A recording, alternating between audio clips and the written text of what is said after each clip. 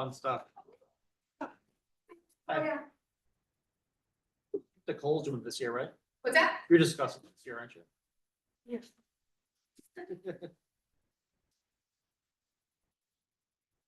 I think Jeremy got through a bunch of detail. I have his notes. I just- Oh, do you? There's just pages, things everywhere. I know he had a lot of scribbled on there. He lays it out in a way that those that everybody understand it pretty well.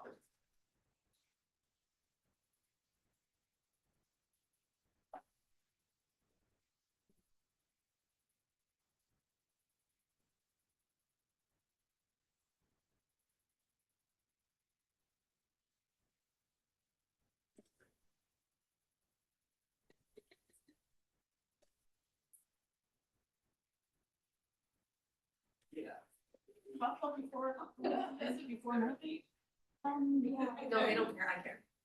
It's based on the- Okay. So had you fit?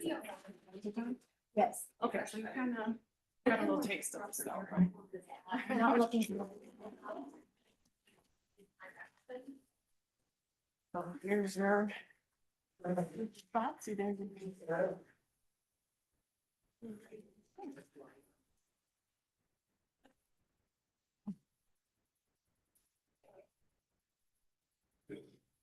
Mike's. That means. Yeah. Morning. Morning. Stick man. What they do.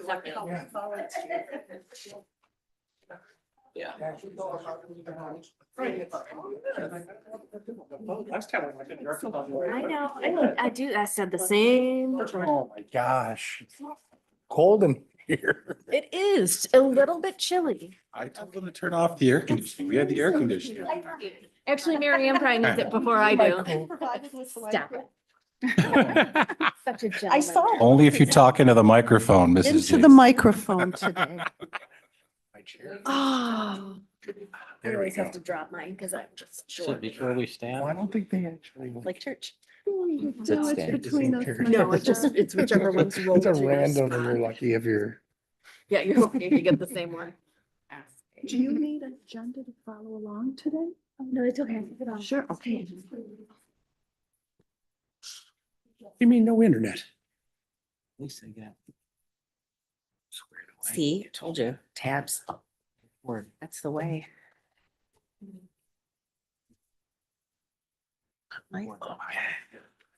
I bought one and just never remember to bring it with me. Amy, we're ready to go whenever you are. Thank you.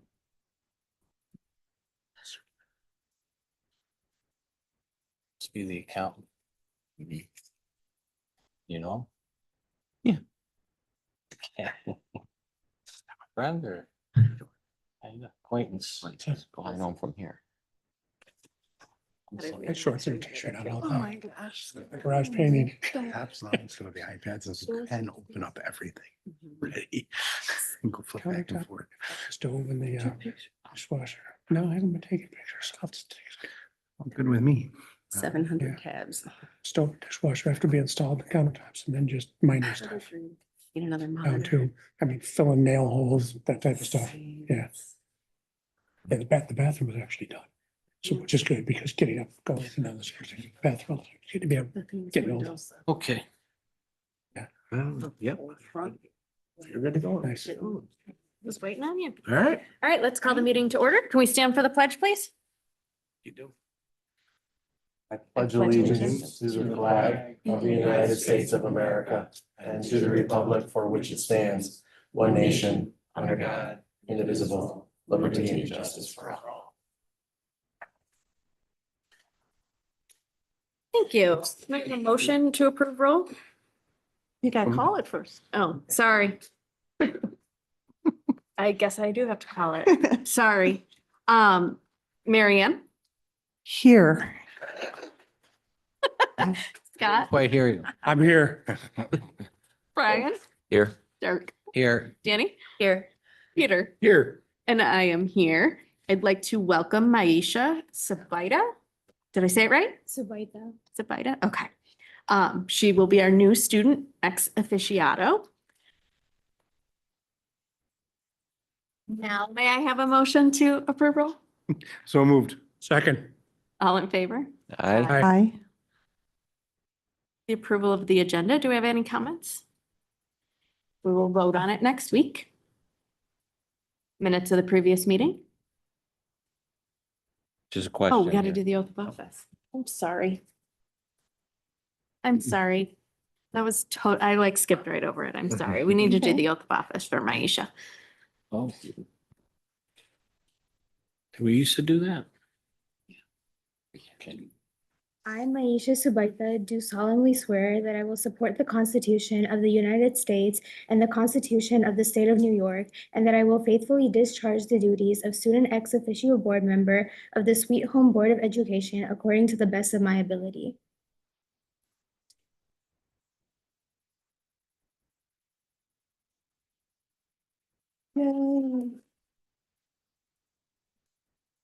Congratulations and welcome. Okay. Approval of the agenda and minutes from previous meeting. Do we have any comments or questions? We will vote on them next week. Okay, seeing none. Communications. Does anyone have any communications to share? All right. Unfinished business. We have none. Dr. Genestri? All right, thank you, Mrs. Battaglia. I want to bring up Mr. Feldman and Seth from Lumsden McCormick to come on up and do our audit. And I'll Sure, put if that you on want to right get now. that up on the Yep. screen. I'll just introduce for the good of the group, this is Seth Hennard. Seth is from Lumsden McCormick. Seth and his team was here over the summertime conducting our annual external audit. He's going to present to you the findings today. I'd also like to make mention in the audience is our district treasurer, for those that don't know, Nicole Kuss. Nicole and the team from Lumsden McCormick became very good friends over the course of the summertime. But I'll let Seth kind of work through the PowerPoint presentation that he has, and any one of the three of us are happy to answer any questions that you might have based upon our audit report. So I'll keep talking until. Well, it's not working for me. It's not letting me type in the numbers here, so sorry, everybody. Why?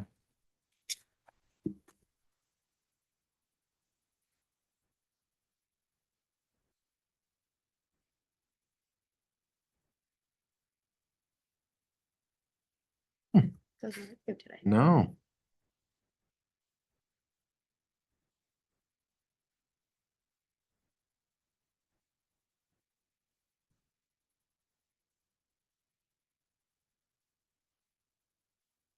Nope. It's not letting me. Let me see if I can get it on my computer. Oh, Just in case. Report. Seth, you know any good jokes? Unfortunately, I probably. Brian, you got any good ones lately? Why did, you want me really to give you? Can't get it. I'm good. Well, and you gotta be Appreciate careful you. what you joke about. And Did you hear that the guy who invented the hokey pokey died and it took 3 days to bury him because they put his right foot in? Mary Ann. Oh, Come Mary on, That's Ann. kind of cute. That's kind of cute. well, I had to go to Like- Hokey Like I got Pokey it. Anonymous, Okay. but I turned myself around. Yeah, there you go. All right. There, and we got Thank it. God. See? Do you know when a dad Well, joke becomes a thank dad God. joke? Before we be, oh, Go- sorry. go But this is not normally how we. It makes the audit place more fun. Why you gotta tell us? But When on- it becomes on apparent. On behalf of district office, we would also like to welcome Maisha to her first board meeting tonight. We met yesterday to kind of go over the agenda and roles and responsibilities and how valuable her input will be to the board, especially at the high school and everything that's happening in student government and in the building. I know from our perspective, district office finds it super valuable, and I know the board does as well. So we welcome you. We're excited that you're here. We're glad that you've that you've made it, and welcome to the board, and congratulations on winning president of student government at the high school. So much. All right, so With that said, Okay, now I'd like to welcome Seth Hennard from Lumsden McCormick, who's going to present our financials and our audit. So Seth, if you just want to hit me and I'll advance Okay, slides. yep. All right, thanks. Good evening. As Don mentioned, Seth from Lumsden McCormick. As he mentioned as well, we have an audit team that came out. And last week, Jeremy Smith met with the audit committee to go through this same presentation and reports in more detail. So I won't go through as much detail as him unless you want more questions. We can certainly go through more, but I'm just going to touch on the highlights of that and basically summarize what some of you have heard last week. So this first slide gets into the scope and deliverables. So the main thing you hire us for is to perform an audit of your financial statements and to give an opinion whether or not those statements are materially correct in accordance with the applicable accounting standards. What we're going to issue is what's called an unmodified opinion. That's the highest level of assurance of an auditor. So that's the opinion that you're hoping to receive. So that's a good news. The other two bullets on there are also other reports that we are required to report on because you're a government and because we receive federal grants. Anything we have to test there is about internal controls and compliance. If you have any kind of findings, they'd be in one of those two reports, and we had no findings to disclose. So again, all good news from the kind of overall audit wise. There's no findings, no question costs, no material weaknesses. The federal grants we test are $8.7 million. That's how much money you have received from the federal government. It's fairly comparable to last year's $9.1 million. You had a little bit less in the pandemic education stabilization fund money. That's also the program that we tested. We also tested the child nutrition program. That's also a program we have tested in 3 years. So based on the federal rules, we have to test certain programs based on the dollar. So this year we tested both, which is a significant portion of your total. So it's about 75% of the total is what we tested. The data collection form will be issued in the next few weeks. That's electronic submission of these reports. We also audit your student clubs. That's just some information there about how much money the students raised and spent. We go through some of those clubs. And we also issued two other letters.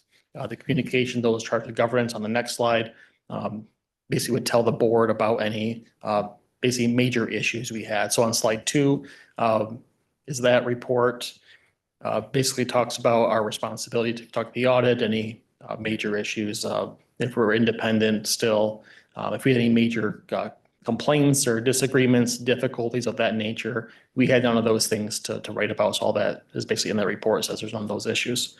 Management has also recorded all misstatements. So there's some adjustments we made for year-end pension and OPEB and some debt payments, but nothing really unusual there. Some things to point out is your statements do include various estimates. So we do have to get actuaries reports for most of those. The pension for the state TRS and ERS systems and your other post-employment benefits are all really performed by actuaries. So we get those reports to make sure the assumptions are consistent and accurate and make sense, and we got to go through all that. The next slide is the management letter. So this report gets into things that are not of a level of a finding, that are more recommendations, efficiencies, things of that nature. If you think back to previous years, we've almost always had an extra classroom comment, and there is none this year. So that's good news. Yay. Well, it comes up every single year, and I know we've done some things to try and educate the kids. And it was one of my questions, is it working? So apparently something's working. And there's been improvement over the last years, but now it's not even on here. And I would say too, it's very common for districts to have that comment because it's not just unique to Sweet Home, it's other districts. So to have that not on here is on the more rare side. It's more unique to Sweet Home. Yeah. The only comment we did have was the excess fund balance in this food service fund, similar comment to last year. And really, this is a good problem to have. You have too much money in your food service fund. And really, it's a function of the state giving you more money. But the state does say you should have no more than 3 months of, they call it net resources. So you see how much cash you have at year end of 3 months of operating expenses. The good news is, as of September 26th, the state came out and said, we're going to raise that to 6 months. So it's basically doubled the threshold, but you are still well above that. So the district tried to spend more money and buy $500,000 of equipment. So you're trying to spend it, but you're getting more rates, more funding. So that's just trying to find ways to spend that is going to be a challenge. The next slide is the basically summary of funds. So this kind of gets into the end of year, June 30th, 2024 fund balance, how much funds the district has, kind of categorized by various reserves. The middle of the page, the district has just under $15 million in fund balance. You can see most of that is reserved. About $8.4 million is in reserves. The far right column is how much that changed during the year. Most of its interest changes. You can see there's only really two major changes. The district used reserves from the retirement contribution and debt service reserve to help fund some of the losses. So the district did have about a $4.5 million, we'll call it loss or spending. Revenues were less than expenditures. I'll get into that reason in the next two slides, but up here, just focusing on what the end of year reserve or fund balance is. So just keep in mind, you're at about 15 million. The unassigned fund balance, that $2.9 million at the bottom is kind of what's left after you allocate all those reserves. That is the amount the New York State says you should have at 4% or less of next year's budget, and you're at 3.1%, so you are in compliance with that. Just quickly on the other funds, the capital project fund, you can see there's a deficit of $124,000.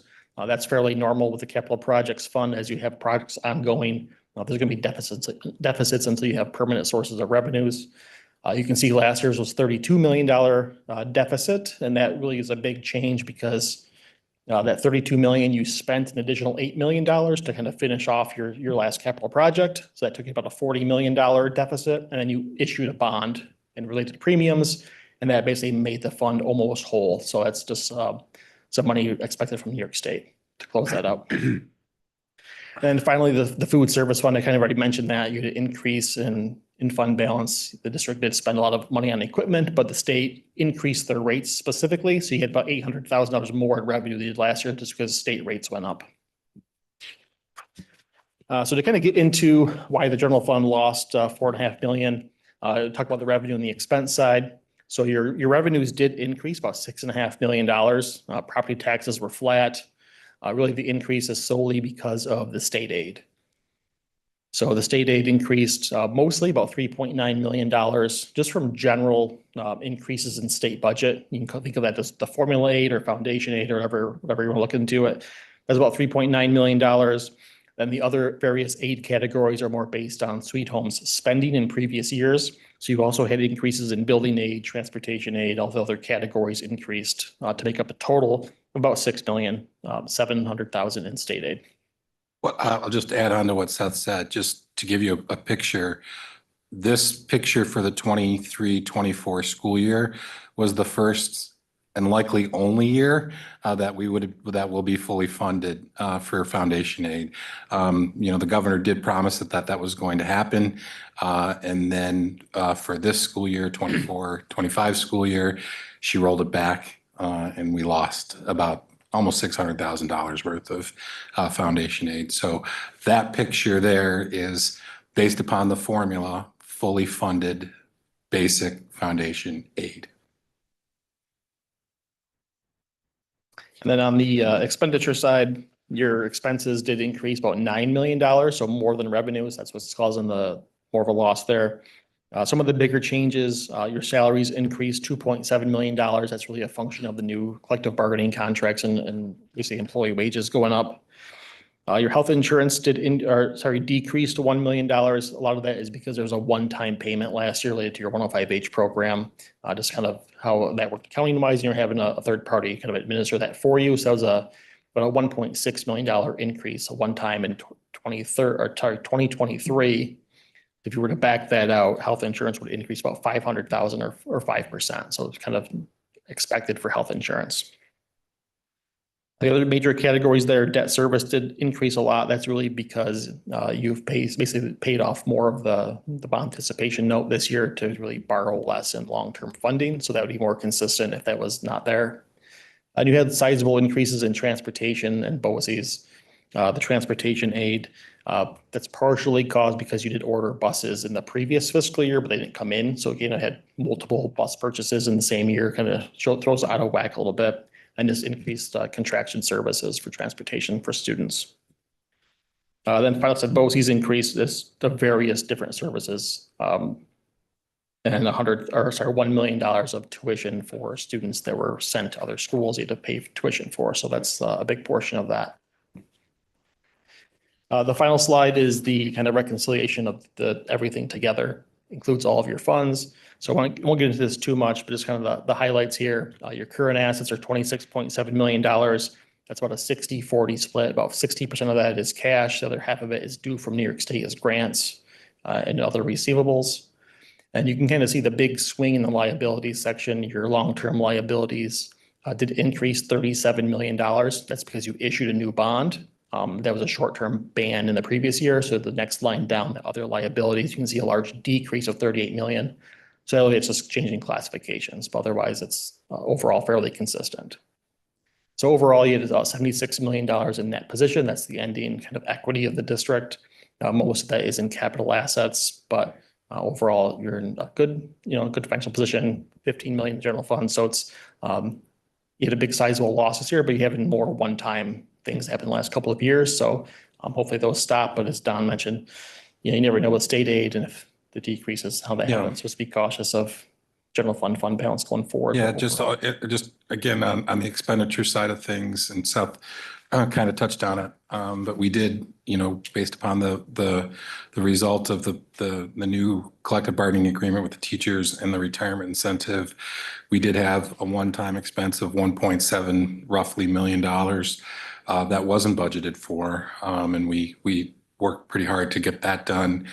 We do have that in the budget for this year. And then secondly, the contracted transportation piece of it, Seth touched on it. We saw a significant increase there. We've pulled back a bunch of contracted transportation runs this year because our net position on drivers has improved. But again, if you remember correctly, in August, when I was talking about the contracted transportation, we started last school year with 26 students classified as McKinney-Vento. We ended the year with 49 kids, McKinney-Vento wise, which translated for us, just in McKinney-Vento transportation alone, almost $775,000 in increased costs. So I don't know if there's a way to mitigate that. I think the way to mitigate it is to take back as many contracted transportation runs as we can, which is what we're trying to do. And we've budgeted for retirements and the retirement incentive because now the contract is settled in the budget. So I don't believe that we'll have hits to our budget the way that we had this past year. Yeah, thanks. Are you? That was all I had. Just, summarized. It said no findings, unmodified opinion, all the, generic audit type terms. There's no findings, no major issues. Like I said, management was helpful enough to get the information, gives us information quickly as we ask for it. So really nothing on the out of ordinary, just a good year for the audit, really. I just want to say that the audit committee did meet last week, and Brian and I are on it for the board. We also have two community members, Bill Stoy and Mary Ellen Prentice. And so we met with their representative, Don and Nicole.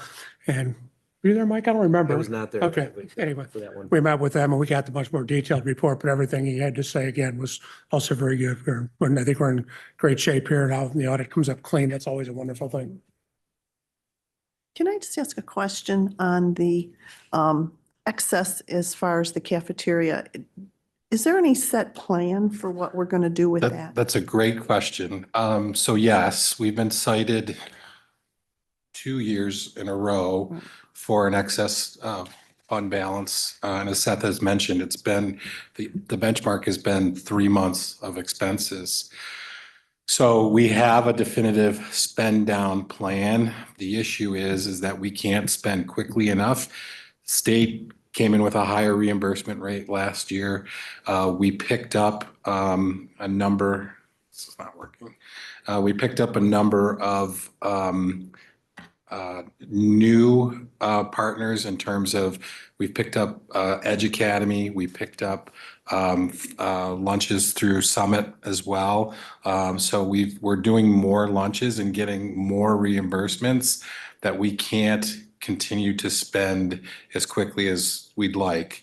Thanks to Seth and his team, were able to kind of attribute some indirect costs, part of my salary, part of Nicole's salary, some maintenance of the building to the lunch fund that helped us with our own general fund unassigned fund balance to raise that from the 2.9% that you approved in August to now about 3.1%. So Every summer when it comes out, I think, I don't know if we did it last summer, but I'm always concerned with stopping in our lunch program and, people not getting those meals during the summer. Is that something that money could be put towards for next summer, or is that not? in terms of giving lunches, Like, so it's I don't know really- what restrictions there are. It's really up to the state as to whether or not they'll allow it. This past summer, they allowed it. It looked different than it was in the time of the Yes, pandemic. right. So what they allowed was if there was a program that was going on in the building, and we had programs at every one of our buildings, kids could come in and eat in the building and consume in the building. Whereas during the pandemic, We handed out. we were out and we gave them periods of lunches, because that's what the mandate was. So, One thing, this is a question, I think this is probably wouldn't be allowed, but just, I know like the middle school, the home ec room hasn't been, my understanding is that the stoves haven't been updated for A like long 20 time, years. yeah. Could they make cookies for the cafeteria and then you bring new stoves in? and it's an instructional space, so no, they cannot. It's only As for, much as they would be delicious, I'm sure. I'm just wondering, what you were linking about creative ways to. So there, use those funds. and again, what I'll say is that we spent close to $500,000 on new equipment last year for the central kitchen and the kitchens. We've bought 2 brand new vehicles. So it's not as though we're not spending. It's just not fast about- enough. It's not fast enough, which is why I think the legislation, when I sit with my colleagues across districts in Western New York, every district is in this similar Really? position. So could they use it? Could that money be used for new stoves or whatever at the middle school, or washer dryer at Ready? It's got to be for equipment relative to the production of school meals.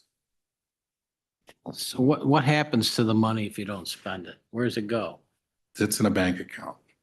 Just stays Yeah. in our bank account. Sits in so the school lunch fund is different than the general fund. The school lunch fund has got its own accounting, and their fund balance sits in a bank account. The risk might be that eventually, supposedly the state can reduce your rates so you get less money. I've never seen it happen. And I think as Don mentioned, they raised the threshold from 3 months to 6 months because they recognize it's an issue, because every district we work with basically had the same comment last year, and maybe still have it now. So it's a statewide issue. So I think the state recognized that and raised it. But at some point, they have to answer to the federal government. And at some point, if you're under that threshold, they may reduce rates in the future so you get less money in. So, But I'm it seems sorry. like the incentive is to spend it, and maybe not necessarily the way it should be, but I know you're doing the right thing. Well, we're trying, and what I'll say is that, we do have a definitive, and it's been approved by the state, a spend down plan. One of the things that Christine is working on with Christie Zajac is to do some branding opportunities in cafeterias to be able to look at that. We're also looking at new cafeteria tables for all of the buildings now that we're back in the cafeterias. Glendale's getting brand new cafeteria tables. I talked to Willowridge about doing the same. Heritage Heights is next on the list. So we're trying. It's just, many districts are in the same boat as we What are. is your time limit? Like, how fast do we have? Generally, like the corrective action plan that I've issued with the state, it's by the end of the school year. So they'll review it again. I imagine because what'll happen now is if you approve this tonight, we put this into the state ed portal. They look at it, they review it. We have to do a corrective action plan. I imagine shortly thereafter, I'll get another letter. I had a question on the use of actuaries. The actuaries get back to you prior to your completion of the audit, or is that something you're still using assumptions? Your So own the- assumptions? There's reports that we get before the audit, so what happens in the summer. So there's basically three different actuaries. Two of them are at the state level, so there's state level actuaries and they're the state plans. And those actuaries are audited by state auditors, and we get reports from them and from those auditors. Internally, you have the post-employment benefit plan, which is your health insurance. That's a district hired actuary, and they give us reports directly, and we evaluate the assumptions based on that. Just a point of clarification, because I thought when the budget was presented last spring, there was a hope that even though healthcare was going up pretty good rate, that there'd be some offset by salaries, but it looks like both salaries and health insurance went up. Well, remember, this is for last year's budget. For this year, that is the hope. Like, right, because we had 5 retirements. So the hope would that salaries would go down. And because of those folks that are more of our veteran teachers are generally in a family situation with family plans on health insurance. And if we bring in new teachers, young teachers, they're likely not going to be on a family plan. So the thought was that that would offset some of the premiums that we pay for health insurance. So is that still on track, I guess? I think so. Yeah. Thank you. Yeah.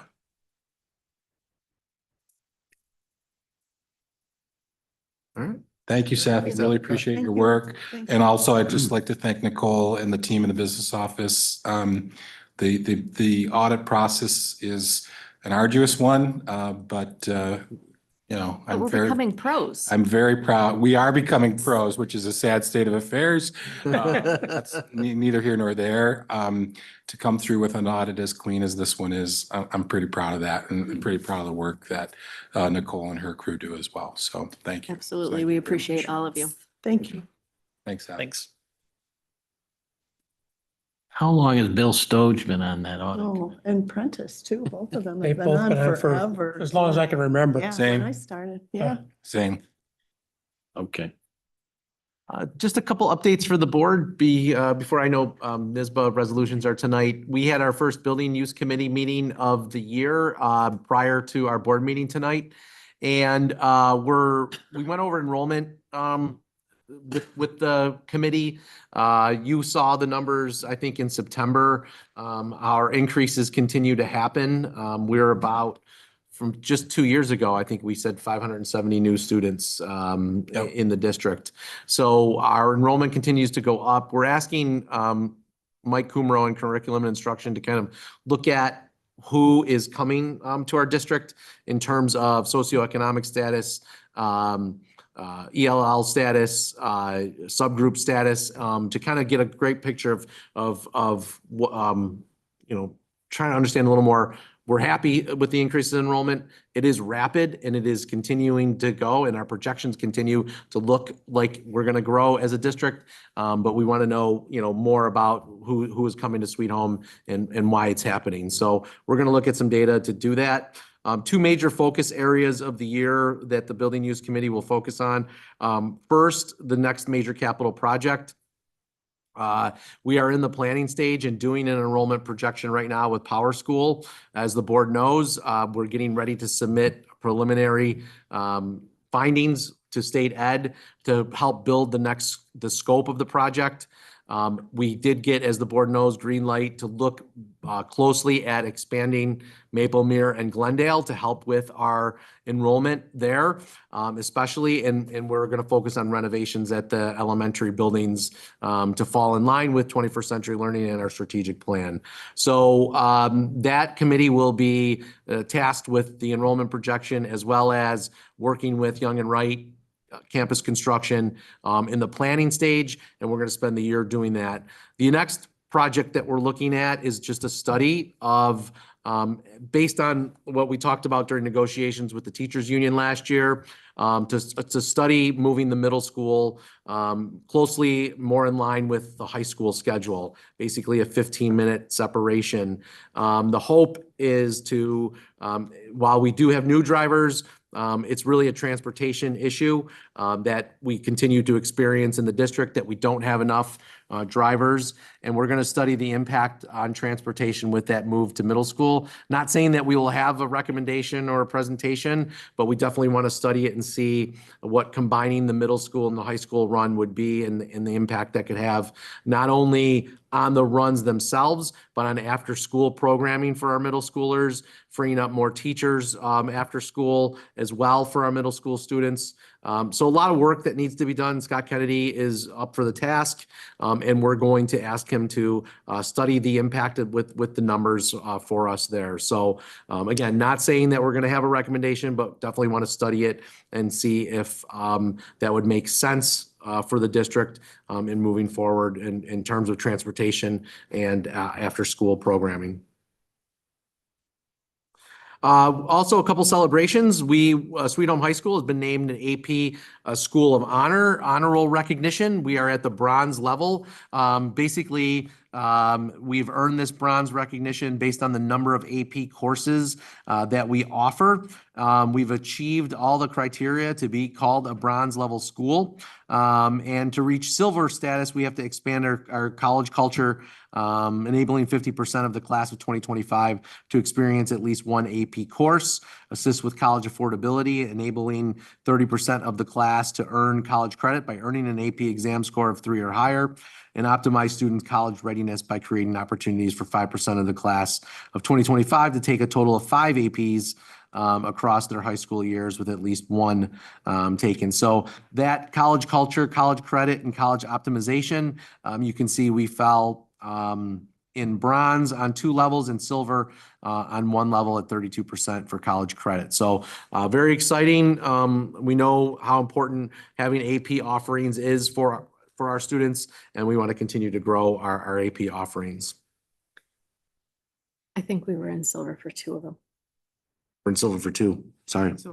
Oh, yeah, yep, college optimization as well. So is this saying that really we only need to increase the college culture piece to silver, and then we get the silver status? And then we're there, yep.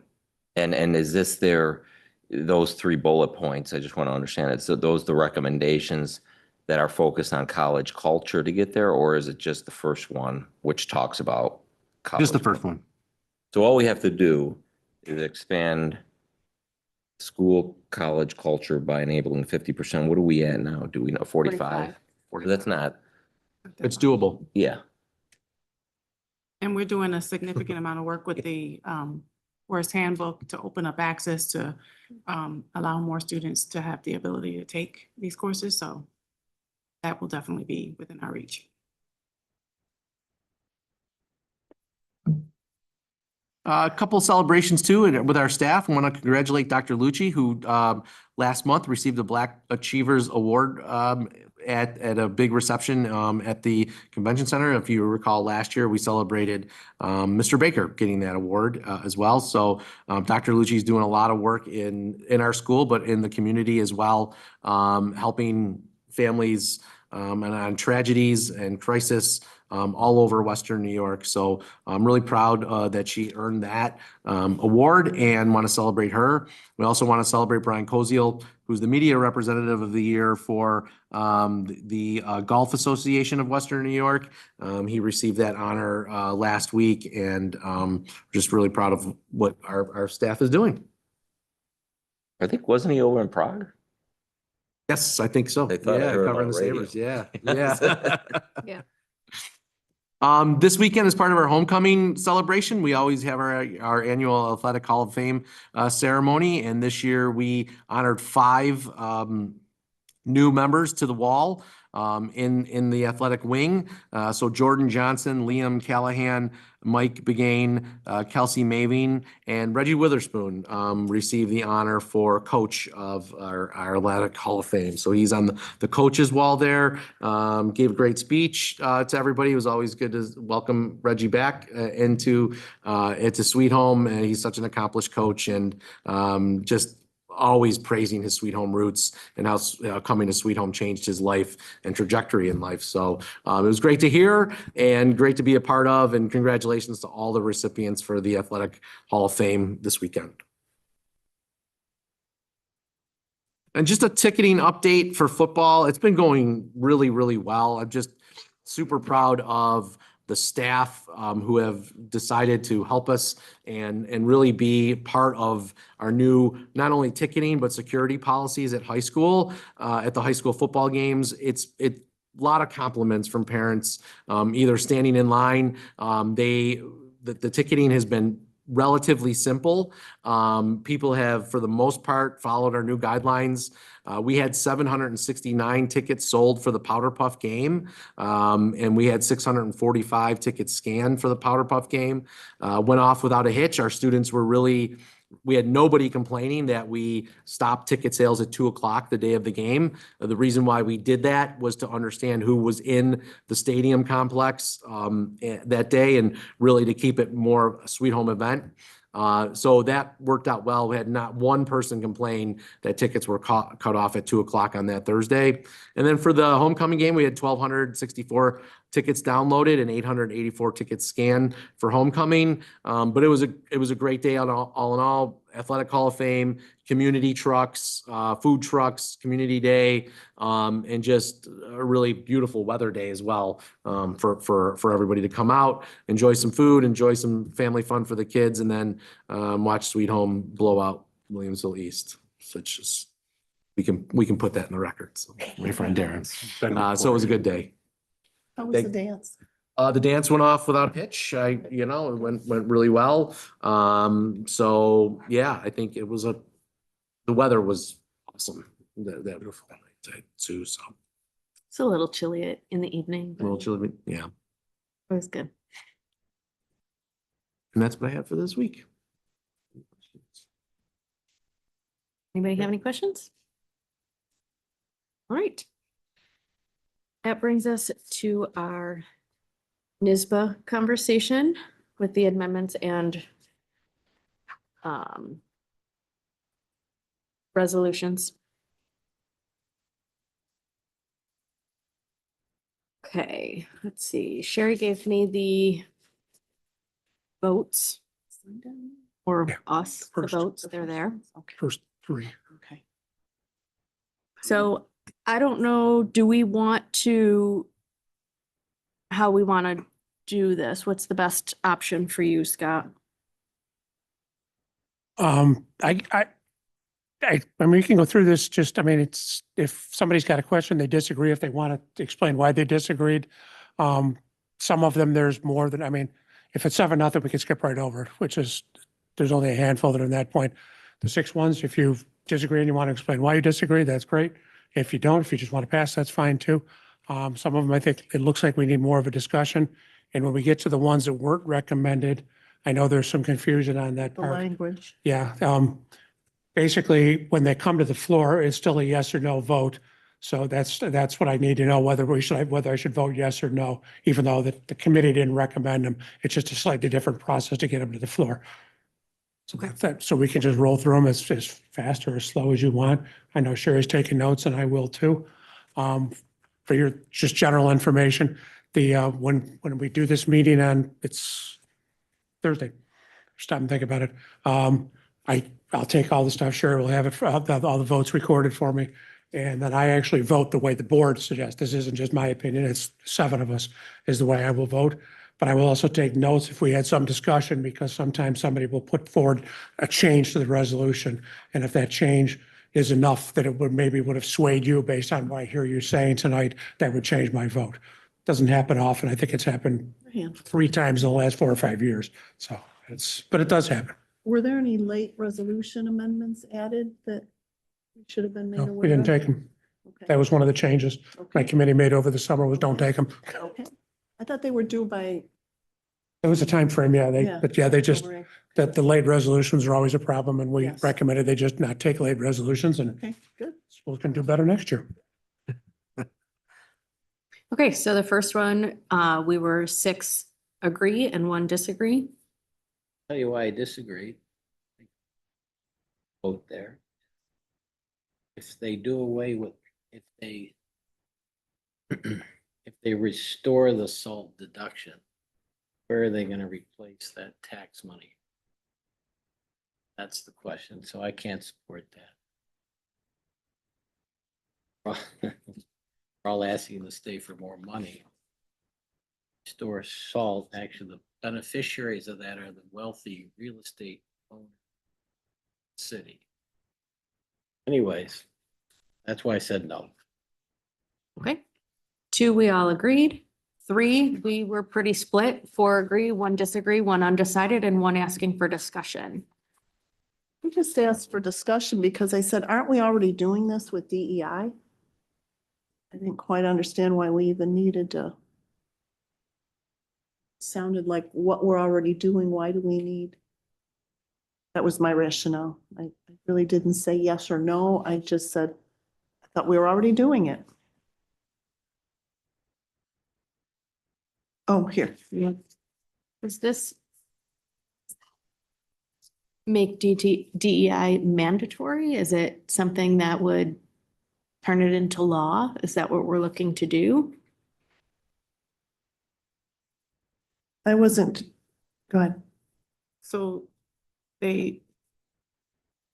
back when we, I think, initiated Yeah. it as a board here in Sweet Home, it was something that was sent down from the state. I'm not sure. So I we wasn't were here. required to create a DEI committee and we have, and I think, I don't think this replaces DEI. I think it just encourages everybody around the state to practice these 3 kind of guidelines. I mean, I know we're ahead of the ballgame We are. with most of these, so Yeah. maybe this didn't pertain so much to us because we're already doing it. We had policies in place that Correct. supports the recommendations from the state. Not every district does, though. Okay. So they're looking to make it more universal across all the Across the state. districts. Well, But that's it's also- okay. This is why I said no. I think it should be a local decision. It was a recommendation from the state originally. I don't know. Sweet Home way ahead on this. But again, here, I think that's up to the local school district, not the forceful state wants to call this. My opinion for no. It should remain local. The decision should remain local for these specific items. Well, it does say that all it is asking us that NISBA will take a leadership role in encouraging school boards to develop successful strategies.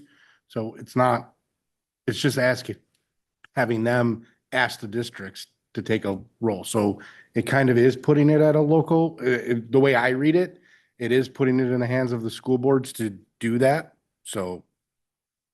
Okay. And this is one that's not going to go to the legislature. No, It'll be it's not part just of- them taking a leadership role and asking the districts to do it. I'll change my mind. I agree with that. It didn't take much. Well, I just didn't read it that way originally. No, that's okay, because you're right. Most of this stuff is stuff that we're going to the legislature Yeah. to change. This is actually going to look into the training that NISBA develops and pushes out to people and the information that they share. Did anybody else have concerns about their votes or want to?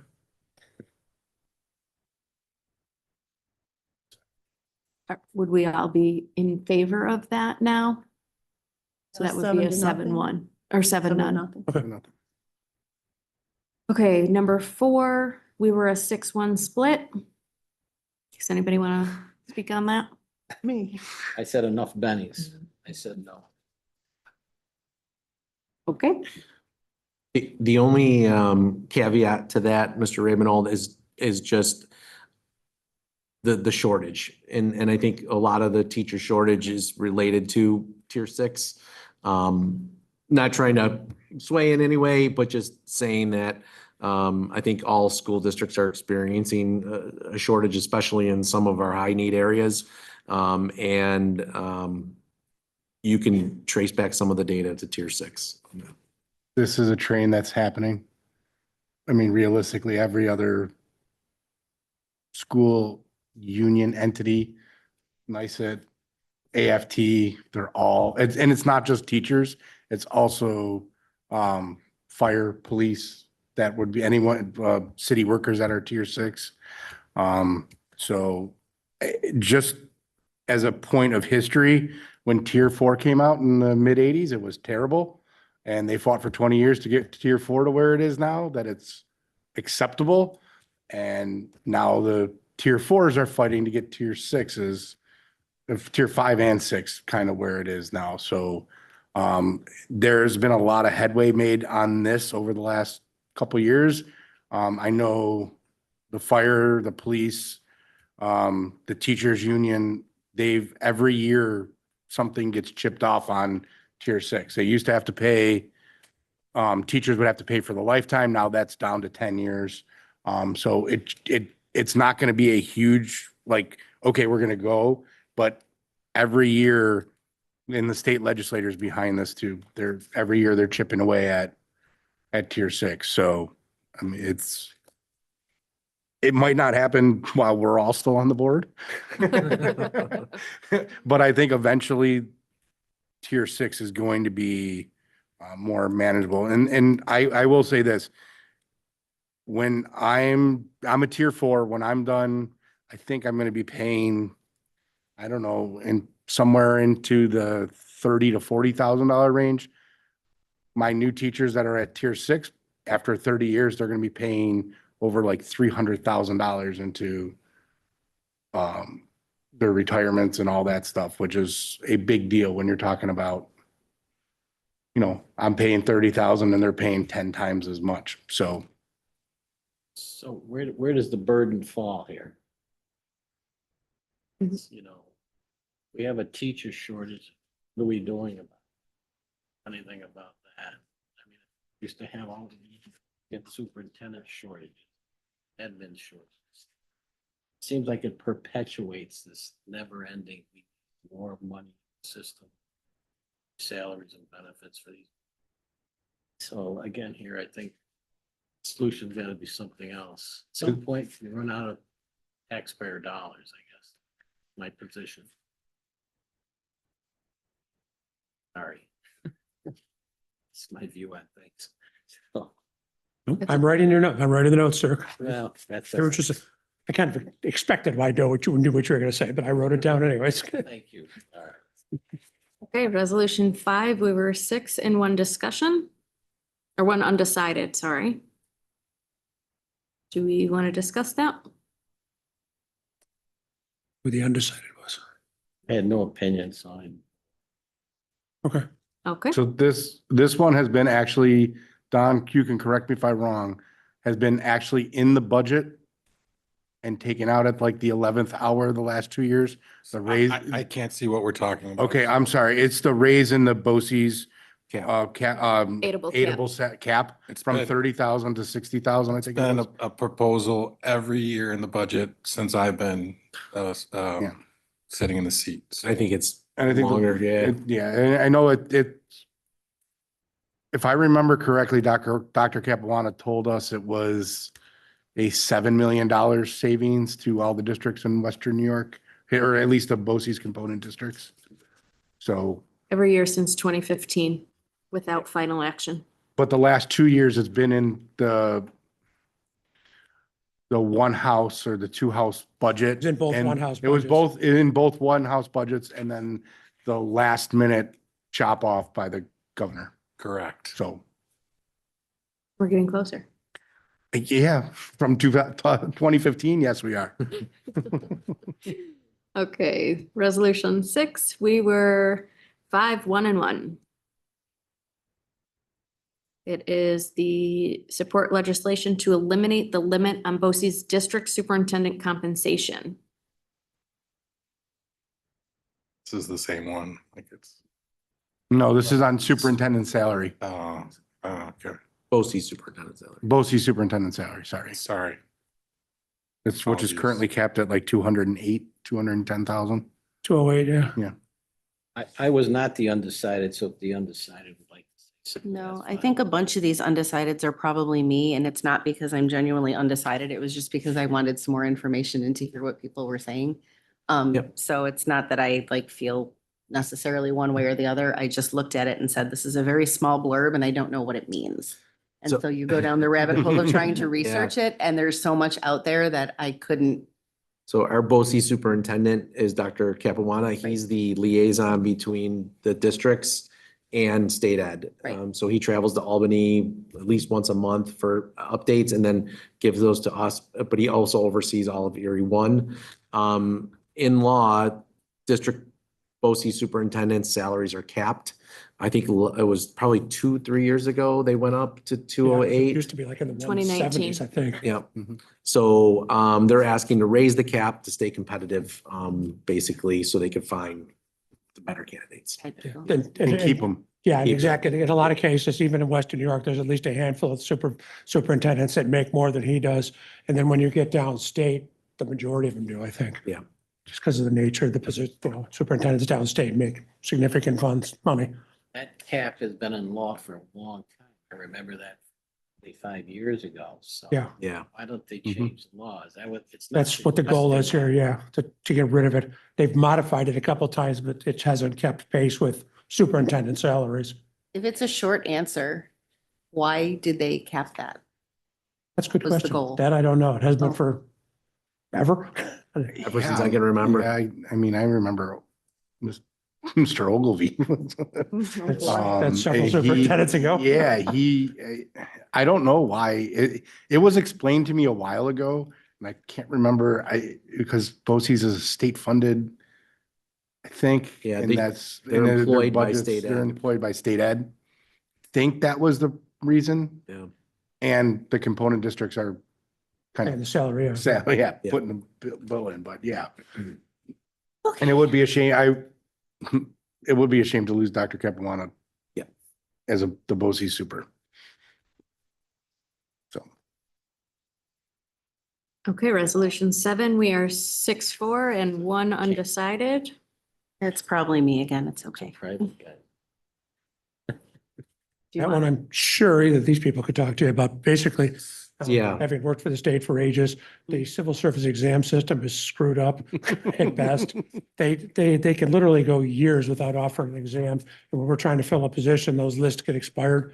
And then we hire somebody, then they have to appear in the top 3 to actually be able to keep them. And it's a messed up system. They really need to be able to offer the exams more often so that we have a regular list.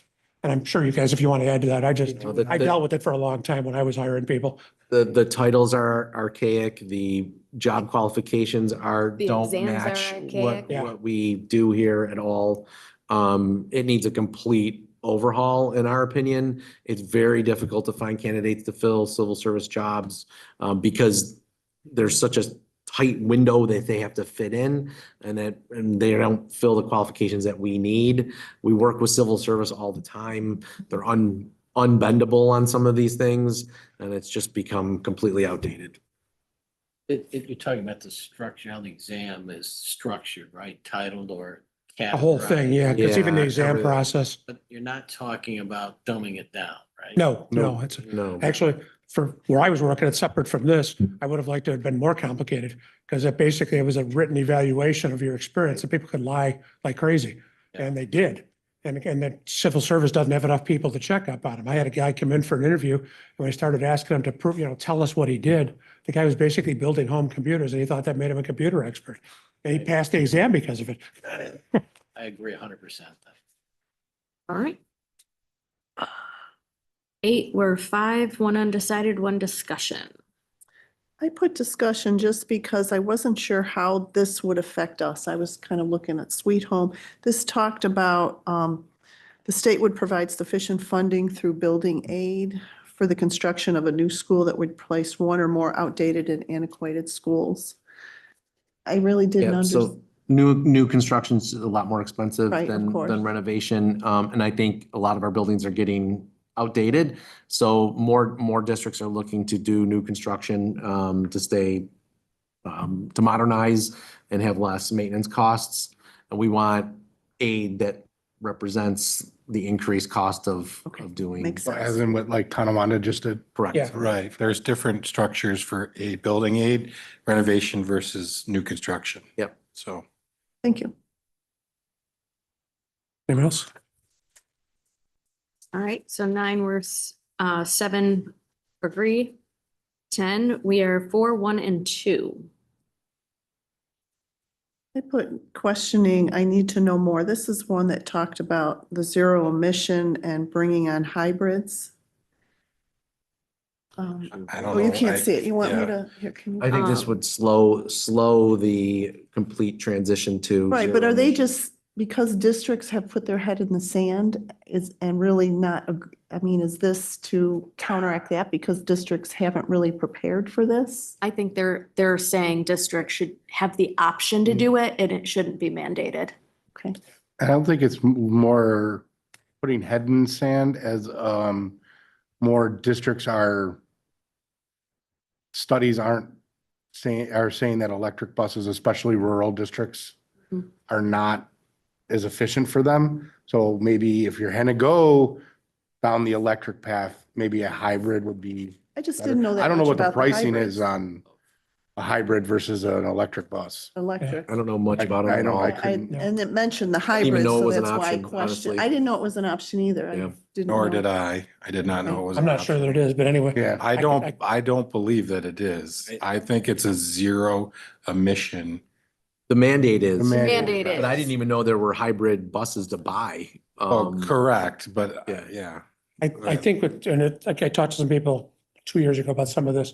The discussion is when you get into, in particular, I've talked with somebody from Saranac Lake and the school district is, I think they told me something like 400 square miles. And we're about 24 miles. I mean, it's just Right. whatever the number is. So they were talking about that and they said, what they're telling us about the current zero emission buses and even going a little bit in the future, we can't make a bus run on. And that's even on a good day. And then when you get out to Saranac Lake, which gets temperatures well below zero in the winter, they were concerned. So they were looking for other alternatives besides that. I know they weren't the one who submitted this, but that was one of the ones that I No, talked I to. remember That's you okay. talking about that. It was just my question was, I didn't know about the hybrid and Yeah. that was an I don't know if one option existed or- or if they're just. I don't know if it exists or not, but I Maybe can they're just tell hoping. you that, the uncertainty of the whole thing about funding, like, we have 68 buses. I still don't have any idea as to how we're gonna afford it, so. Neither do they. Correct. Yeah. And I think that's a lot of the districts are just going pump the brakes, pun intended. The other option is hydrogen. Were we even close to a hydrogen powered bus? I don't know. There's propane buses, which would qualify, but I don't know about hydrogen buses. Thought it was hydrogen only. Okay, that's good. Well, right. Yeah, I just don't know. That is an option. I don't know how far they've been I developed. don't know how far down the road that they are. I've not heard of one, as of yet, so I don't know. Okay, Yeah, the propane, compressed natural gas, that option's been around for 25, 30 years. It also won't go that long of a distance, No, yeah, no. might be even less than the electric. I suspect that they're looking for a way, any way you can, like Don said, to pump the brakes on this process. Are you hearing anything in Albany that there is going to be some slowdown on this timeline? Nope. Same. Same, No, same, not a okay. word. Okay, number 11, we are all in agreement. Number 12, we're 6 and 1. Does our not agree have anything to say? That was me. And I think I was questioning on it because of the mandate. I was okay with the district voluntarily doing it, but mandate by the states for us to expend money on smartphone regulation policies, I think was my hold up on that. If we want to look into it and do it ourselves, I think we're okay, but I don't think the state should mandate us to do it. And you send us that. I think this is saying if a mandate were to come down, it should be incentivized. Such policies can Oh. and should be incentivized. If I read it wrong, Whether they do If- voluntarily or mandated is what, Yeah, They well, should if they're pay gonna, yeah, I guess, then, yeah, okay. Instead of doing their usual trick, we're saying there's no state expense, even though it costs the district a mandated. fortune. Don't- exactly. Like I think if the state's gonna help us pay for it and we can voluntarily do that, then great. but if they're gonna say you have to do this and not give us any money towards it, no, thank you. Yeah, I think that was my feeling. Okay. Let's see, that brings us to 13, worth split. All over 3, the 3, place. 1 and 1. I did not support this Yeah, because me neither. anytime I want to see the level playing field with this. And it seems to me they're taking specific groups out to give advantages to, where I think it should be just the a lottery, level playing field. I had the same opinion, Marianne. I agree 100%. Yeah. If they're gonna do, if districts only have limited number of pre-K, I don't think that any group Should have the should advantage. have an advantage Over at any all other. over any others. Right, that's how I'm It should be feeling. a straight lottery. Exactly. So that there's no accusations of favoritism. I mean, with the DEI committee, my impression was we're trying to get away from that so that we're not, favoring any groups. We're trying to make things equal, and then this kind of took it right away. So that was my rationale for saying no. Mine too. And I had this down as discussion, because from my perspective, I generally am in the same camp with Marianne here. It's just, but I also felt like there wasn't enough information of like the reasoning behind it. Like what is the thinking, to support this, I guess. And My guess Because is some districts are doing it, Oh, Or some are giving. or some are priority giving To the priority to donation. donation. Yeah. Or they feel some parents could pay for it out of pocket. Yeah. which how fair Right. is that? Yeah, I would, I did not read this as that, so I would definitely agree with Marianne and Peter on this one. It changes it to a no. Yep. Okay. Thank you. That was 13, right? Mhm. 14, we're 6 and 1 undecided.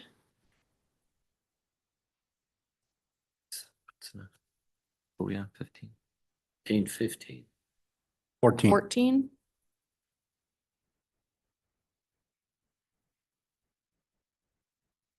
Okay.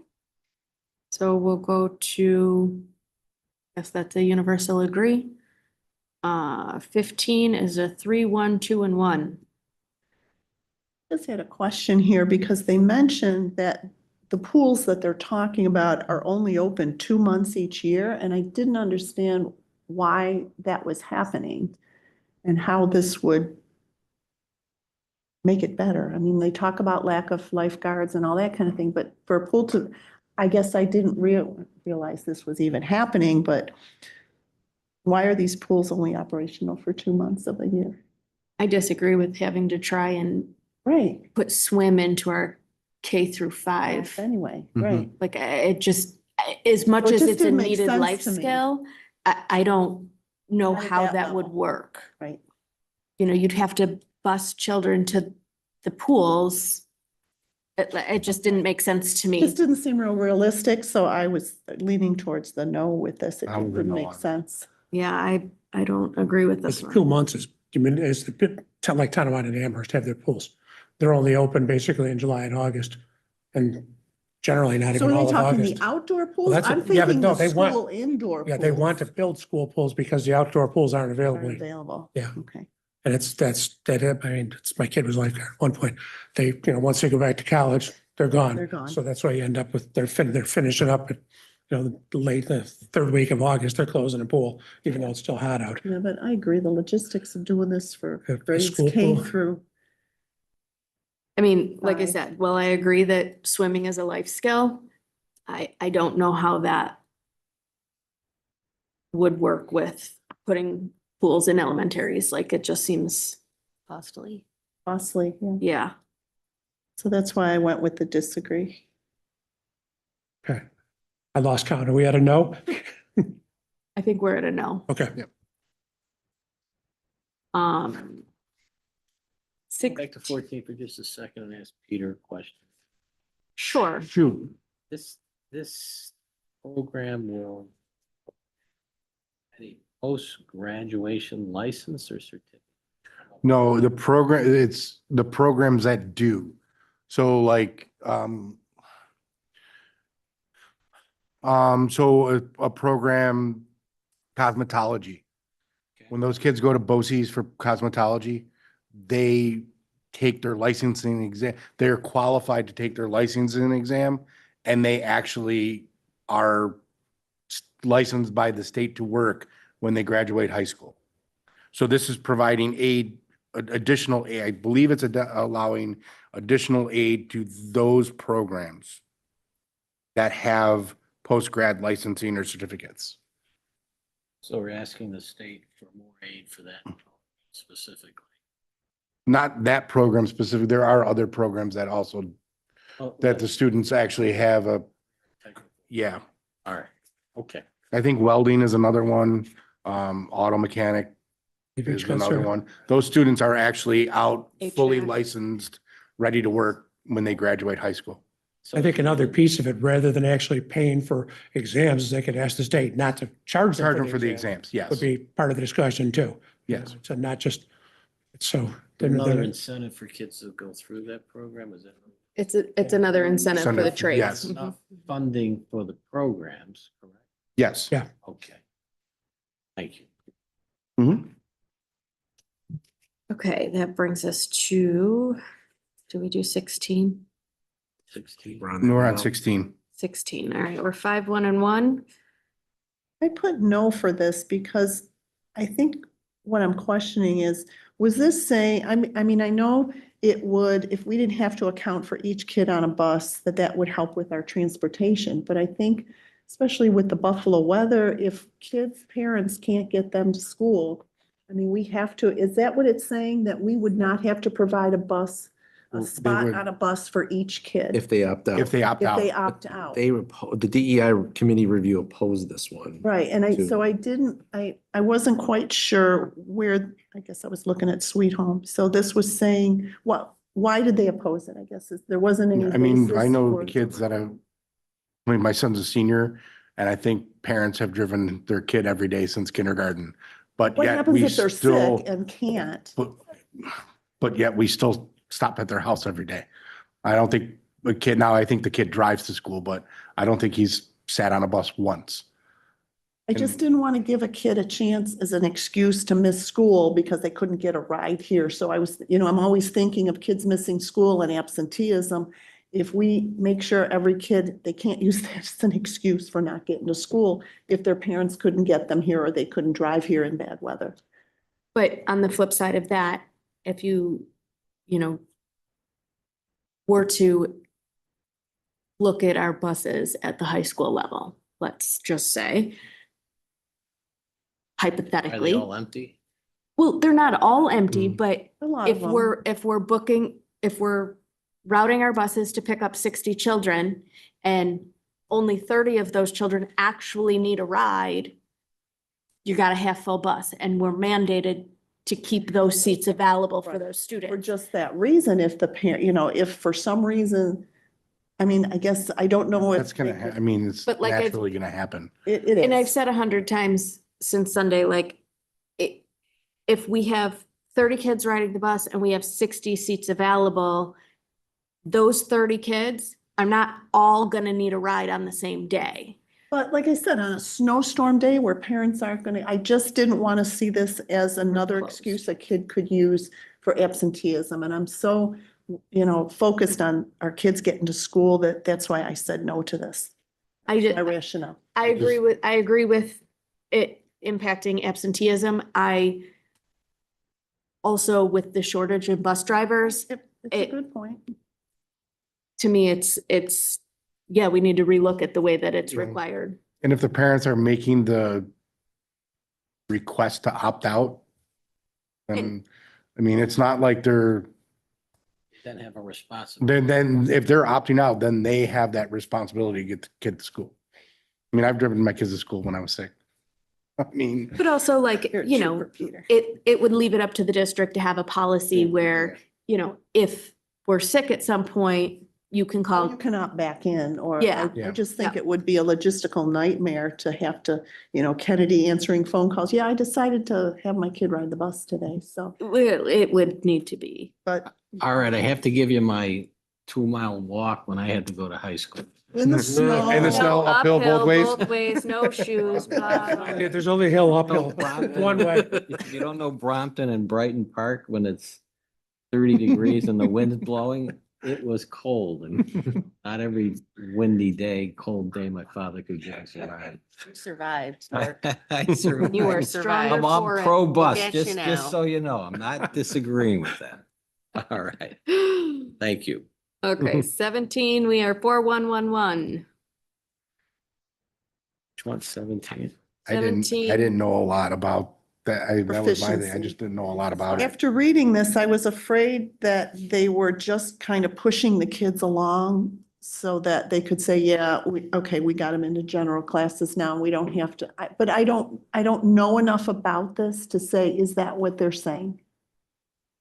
I haven't heard from her on the NICELIT exams, Dr. Wilson. They're talking about New York State School Board Association advocate for the state education department to review and revise the NICELIT exam to ensure a realistic, fair, and accurate annual assessment of each student's English language proficiency and service needs. I haven't heard our teachers complaining about it. So is it a problem was my question. Is, Not here.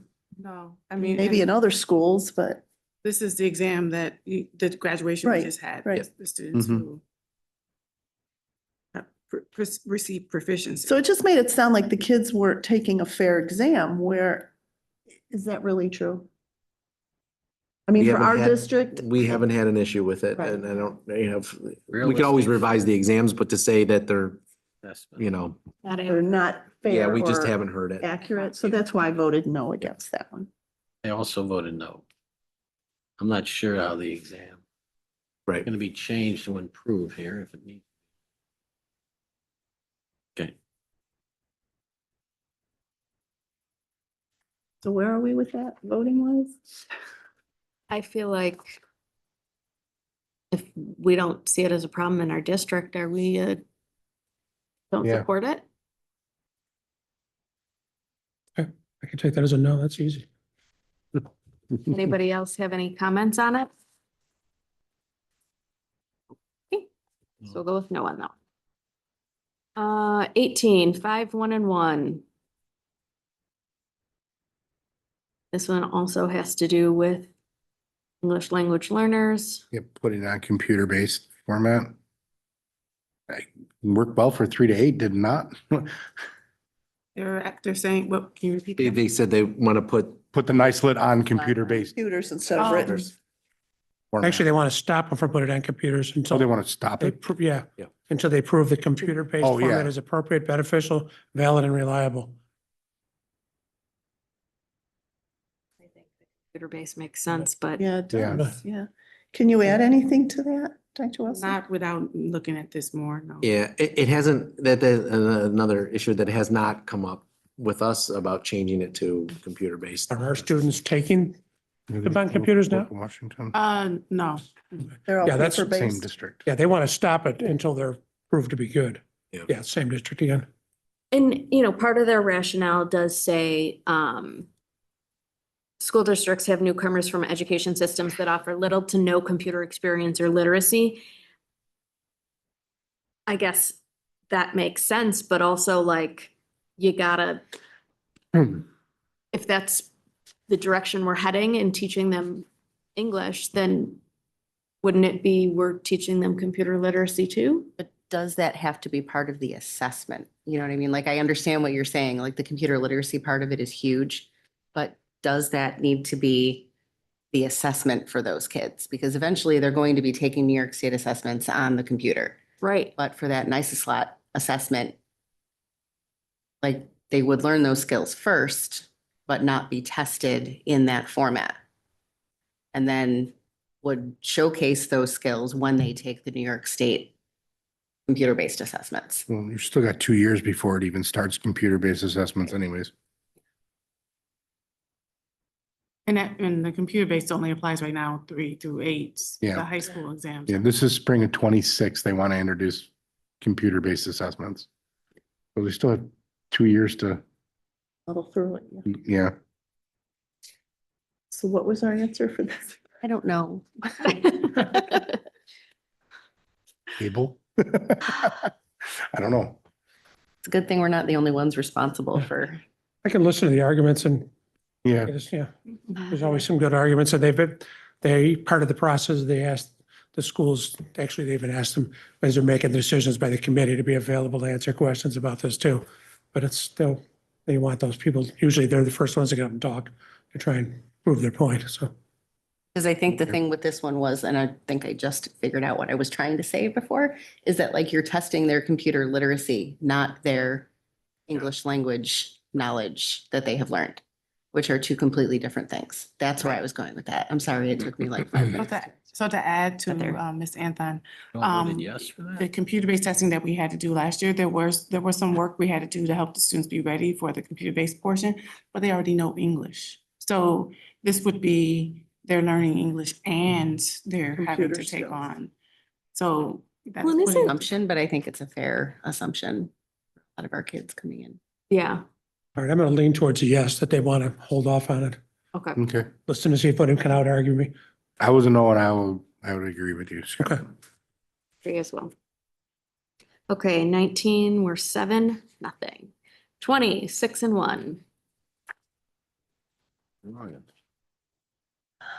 Additional state funding for education of English language learner students in a manner that meaningfully reflects the increased costs associated with the instructional needs of these students and includes the regional cost index in its analysis of funding.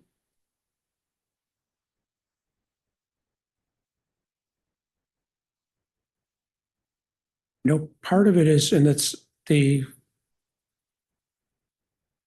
Rockefeller Institute is looking at some of the regional cost indexes that get used in the budget process. And Don, correct me if I'm wrong, and somewhere are outdated and not very accurate as to what actually is. And what they do is they represent large areas. I think ours represents 4 or 5 counties. Does that sound familiar to you? I know it may not make much of a difference to you. No, it sounds familiar, but yeah, I mean, the ELL population is a big part of the foundation formula, aid Yeah. formula. The way I hear that without looking at it, seems as though that they want that to be reexamined. Yeah, and that is definite. They were looking for, more funding because of the needs in there. But then when you look at like Western New York, they're assuming that everybody has the same cost of educating for 4 or 5 counties in Western New York, when that's not the case. So that's part of it too, but they're definitely looking, I know the English language learners gets rated as a certain percentage. It's like 1.5, I think is the number. I'm not positive. I don't know. They count as more than one student, but they're looking at, is that the legitimate number? Should it be higher? Should it be lower? My guess is they're asking for it to be higher. And Yeah, it there's seems several like other that's what they're categories that looking count as for. more than one student too. Questions, comments? Where did we land? And we were 6-1 yes, so I think We're that's where going we are. yes. All right, 21, we're 6 and 1 undecided.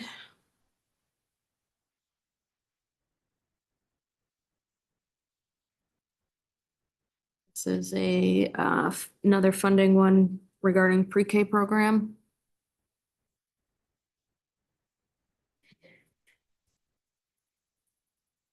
Any discussion? So is it really inflexible, restrictive per pupil expenditure? So all these resolutions seem to be asking for more funding.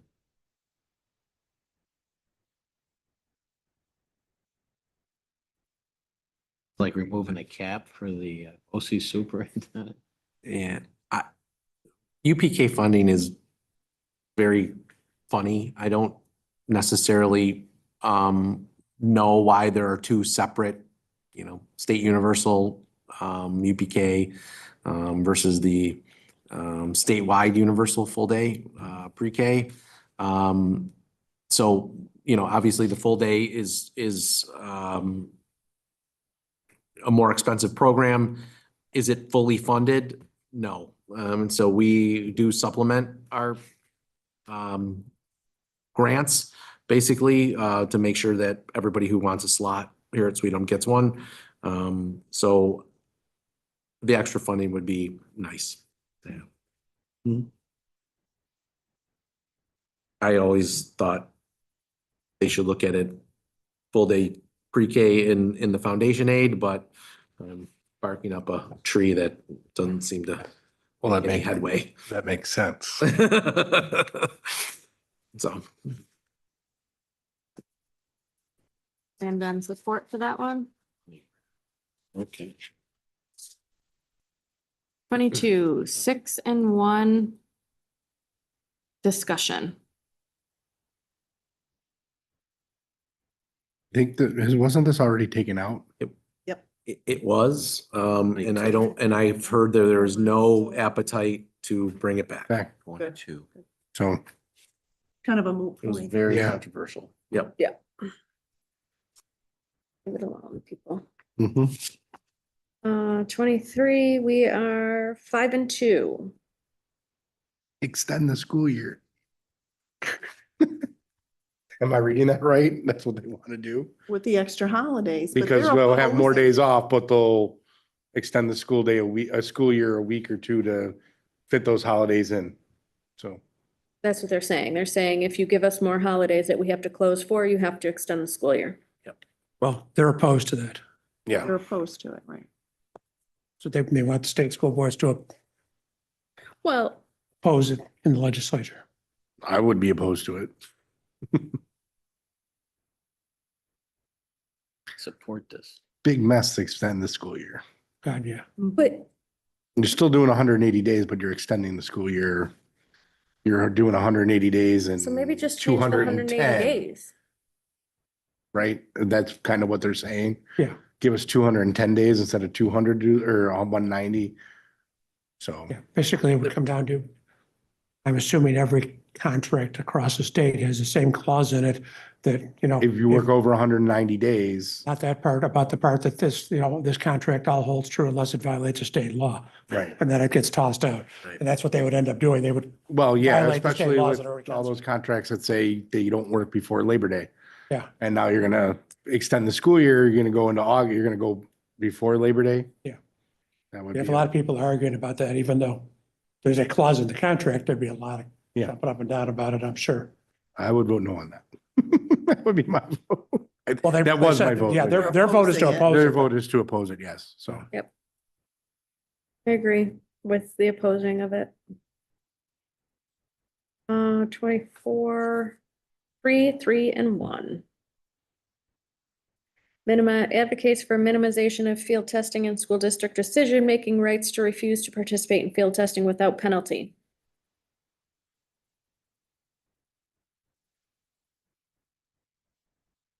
As much as we would love this, I just See if- don't see that ever happening. The way the state is with Mhm. with field testing, there's no, unless a new law is passed, there's just no end around this. So, Well, this is typical of I don't want to do it, but everybody else should.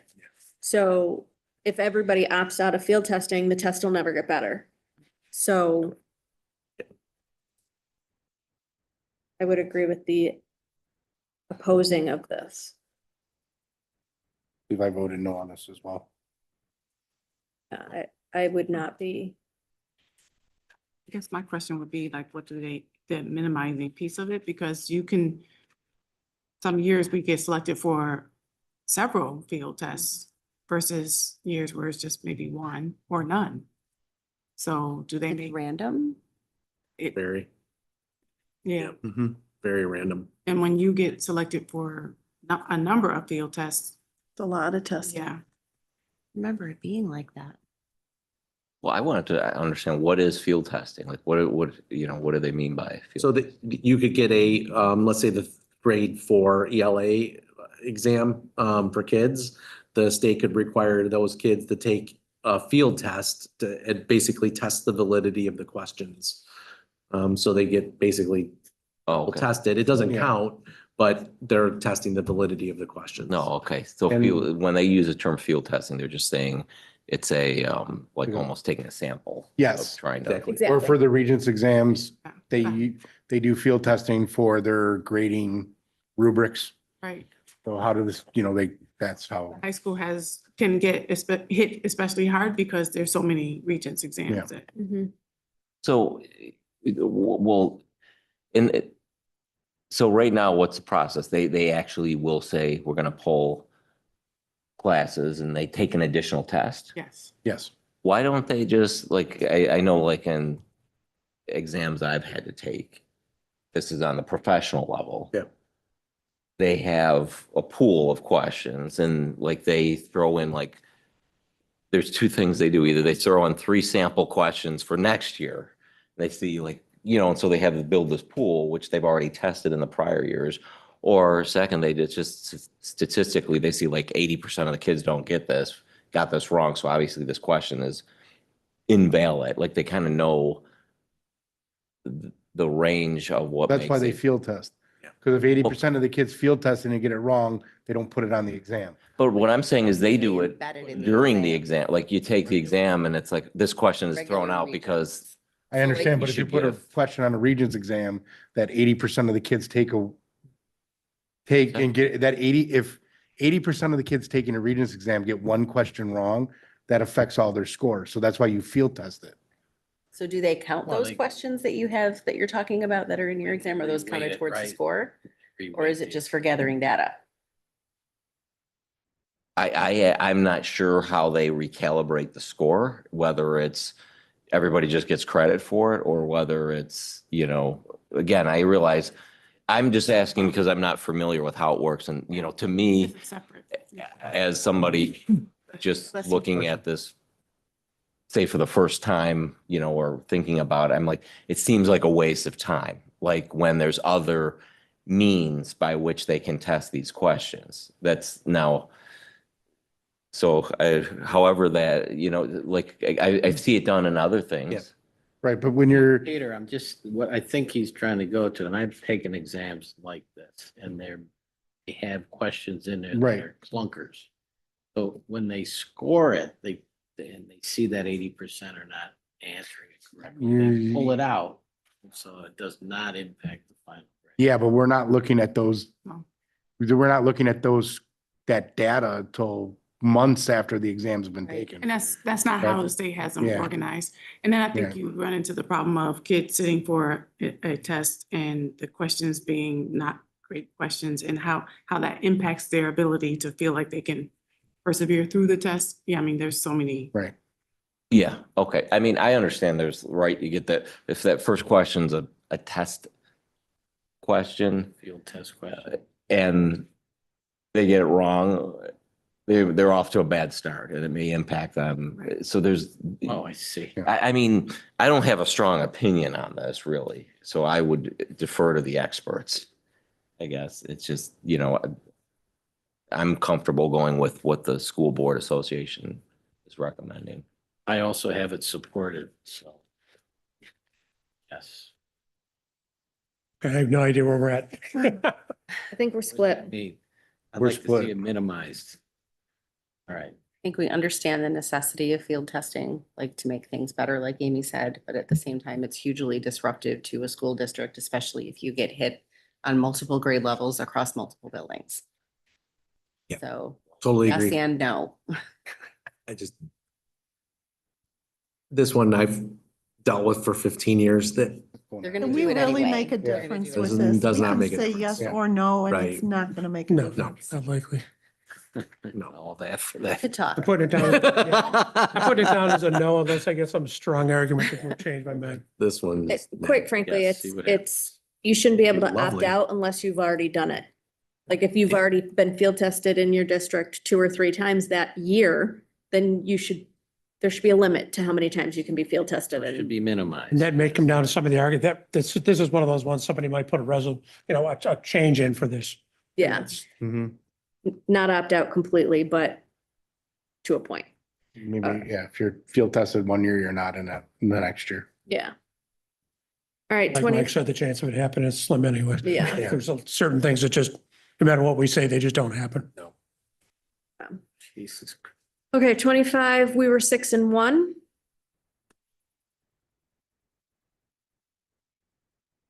I'm gonna guess this was a Dirk no. Probably it's more funding, right? No, No, it's equity. It's equity. Well, It equitable and looks like it adequate funding lines with the big system. 5, so I was, How do you measure that? Go. I apologize. I think it's putting, the big five is asking everybody to be kind of more in line with them on this one, right? Is that what this is? Yeah. seems like. Yeah. For fiscal and programmatic priorities that are aligned with the mission of the big 5. Mhm.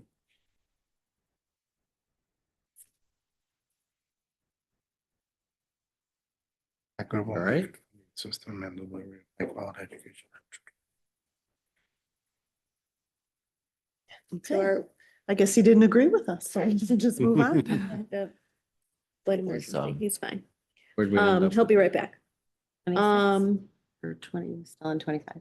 Yes. Still on 25, we're agreed, or Children can see. we support this or we don't? Appropriate. Support it? So- Support it. I mean, all they're doing is supporting the big five. I mean, it's Yeah. not like they're calling for anything else. They're, Right. it's a support of the big. five. Yeah, this isn't gonna lead to legislation and No, yeah. Rockefeller Institute is gonna override anything we say about this Yeah. anyways. Okay, this is where It gets sticky. Yeah. it gets confusing because it always does. 26 is supports legislation to eliminate Regents exam testing at the high school level in favor of state final exams that comply with Every Student Succeeds Act regulations in 10th and 11th grade for ELA, math, and science. Now, for the rest of these, they were not recommended by the committee, but they'll each come to the floor. Just like the ones that were recommended by, well, almost exactly the same. The difference is the ones that were recommended by the committee are automatically brought to the floor and they just need a second. The ones that are not recommended has to have both a motion and a second to come to the floor. It happens that they will all come to the floor and we still vote yes or no, just like the recommended ones. So that's where you need to be, is you want to say yes or no to these, even though the committee didn't recommend them. That's where we have to be. Decided for I voted no on this. I voted no. I mean, I agreed that they should Disagree. vote no. Is that what we're saying? For almost all. Yes to them. Skip the part This is about the where it got recommendation, just yes or, confusing. your opinion, yes or no. Do you support it or no? No. Okay. I'm gonna go with no as well. I was a no. I was a no. I think no is a popular answer. I think so. So we're not gonna support this one. 27. Advocate for a cap on BOCES budget increases. Guess who supported that? I voted no. So this is one that I will say all of these, you can take away like yes and move it to a no, because I voted backwards. Okay. Okay, so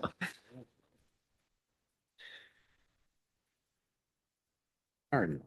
Oh, Are you a no? the one thing I don't understand is they want to cap BOCES budget increases, but BOCES doesn't have a tax base. Right. We vote on their budgets, yeah. Right. Yeah, I So don't, we're voting on their budgets yeah, anyways. we already have the control. So over it. what is this saying? That BOCES can only come to us and say, we're increasing our budget by 2%. less than 2% every year? I think that's where they're headed. This is one of several by that same group of schools that have And they're come up they're multiple usually times. every year that they. Yeah, I think this is the fourth or fifth year that both of these have come forward and they've been voted no each year. Well, we have a cap, right? That's what it's saying. And We we have have the a cap. ability to cap theirs by voting no, Yes. Well, because we vote on it. BOCES doesn't have a tax base. That's the thing. Right. So if they wanted to raise their budget by 8%, the 19 component districts for Erie One BOCES just vote no, and that's their tax cap, right? I Yeah, mean, exactly. And we also vote on their capital projects too, right. as opposed to them going out to everybody in the county, the 19 I mean, in a districts. sense, by default, they have a cap because we can't support, right? I mean, we, Yes. we have a Yeah. cap. Because that number still, Right. that number shows up in our budget, because we have to pay for it. Okay. I think everybody should have it. So we all oppose, I believe. Yes. All right. Advocate for the new foundation aid formula to be voted on by the New York State Legislature and not through regulatory actions of NICEAD. God help us. That's all I got to say about that. That's an absolute no for Isn't me. it going to, it's no from, but isn't it going through the legislature anyway? going to I mean, go, it's yeah. got to be put in the budget. Yeah. Right? So, Yeah, Right. and the proposal is going back to the governor for the new foundation. Right. So yeah. So that's a no. Everybody agree with that? Mhm. Okay, 29, advocate Really? for the repeal of Wait, the, wait, did you have a, oh, sorry. Dirk was a, Mumbled a little down here, so. New York State School Boards Association shall advocate for the new foundation aid formula to be voted on by the New York State Legislature, not through regulatory actions of New York State's Education Department. What role does the New York State Education Department do now on this? Do they have regulatory actions? there hasn't been any changes to the foundation aid formula in 17 years. So no, neither of them do. but any change to the formula is going through the legislator and the governor anyways. Yeah. This wouldn't even take effect till next year for NISBA to do anything about it. And they will have already been discussing it before that. So it's actually a waste of time to even discuss on the floor, but because we're not going to have any choice in it. Right. All right. Okay. Why do these come forward then? I don't, okay. Because districts spend time to write them. Right. School boards spend time to write them. Advocate for the repeal of the 2019 law that removed the religious moral exemption to immunization.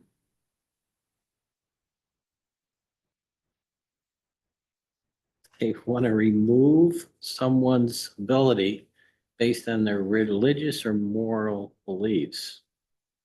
Position. That was already removed back at the beginning of COVID. The Looking to only repeal way it. you can not get your immunizations right now is showing that you're going to have an allergic reaction to the immunization. Yeah, it's medical. Yeah, it has to be a medical. Religious. Yeah. No. That was taken back in 2019. They want to go back to where it was Why wouldn't you do that? Why wouldn't you allow? because they ended up with a much larger percentage of people not immunized. That was the reason they did it. And leading to, and it's actually in some other states that have done that. They're reaching the point where they're having outbreaks of some diseases that are cured because they're not getting, they're not reaching herd immunity levels of immunization anymore. I support repealing it. I think that's stated. You would not allow someone based on their religious beliefs. Think they're going to endanger the population of the school district? Is that the thing? That's what's Well, happening they in can. some other states. Yeah, Absolutely. it's already happening. I could go back and find the article. I just read it like a week ago. Well, not one person. I think the Yeah. idea is that once it's Yeah, a what- number what- of people, then Oh, you think Yeah, it's they gonna need be to like? run the enough people. statistics show they need to hit like 95% immunization to maintain herd immunity. Is that the right number? Yeah. Okay, thank you. And what they're doing is these are dropping below 90% and they're getting outbreaks of various diseases. And there's communities in New York City, I think it's the Hasidic Jews Yes. that do not allow, and they have seen outbreaks of all kinds of things that we had cured. So, yeah. It also put I was a superintendent before the repeal of this, and it puts a big burden on the district to prove that it's actually a religious exemption and not someone's political beliefs, I I would say. have that situation with COVID at our school where some folks didn't want to get a COVID shot, so they got special testing. Yeah, I don't remember all the details of that, but there was stuff in there about COVID, but this is all the I don't remember immunizations. special testing. There were, I don't remember special testing, but they had to prove, like employees had to prove they got, Well, is this Shut up. smallpox? What are you talking Or about? Yeah, we're got talking tested smallpox, we're talking Polio. Yeah, measles. measles, polio, Yep. Yep. Talking everything. mumps, COVID, yeah, all the stuff that, Yes. all the stuff All that the we thought got we with had with that cured. giant needle in our arm back in the 60s. Well, there's a list, still got a right? There's a mark. Yeah, you got handful. that. Yeah, there are I mean, it's mandated. not, I don't know if COVID's on, it. Like COVID's probably not No, on it's the not. list, right? You No, know, it's the No, it's all the mandated typical childhood immunizations. Measles, mumps. measles, MMR and, Area, all that. yes. Children have to get a COVID shot No, No, Mm-mm. no, they have to get all the standard No. ones that we got standard. to be able to be in school. I'm beating a dead horse. It's okay. Move on, I'm You you sorry. need them to understand it. All That's how right. you make the decisions. Okay. 30, advocate for local control of education administration to the county executive or school board when appropriate. This one I didn't understand, so I think I'm. gonna- I said no. I said no. Colorfully. Hard no My for gut me. That was a instinct, hard But no I for was like, me. why are they asking this? And that's why I was. 31. undecided. 30. I'm not sure either, because these aren't, Well, I I mean, mean, New York City, the mayor controls it, but these aren't New York City. I can understand local control of education administration to the school board, But but county. why adding the county executive into Yeah. this if he had I a don't want hand the- in every district? No, thank you. No, thank you. I Mark don't- polling cars. No, thank Well, you. Getting I don't get the- I mean, I like the idea of local control on some things like APPR and that kind of stuff, but I don't think our county executive should have any say in those matters anyways. No. I can understand if are there some counties that are more county school districts?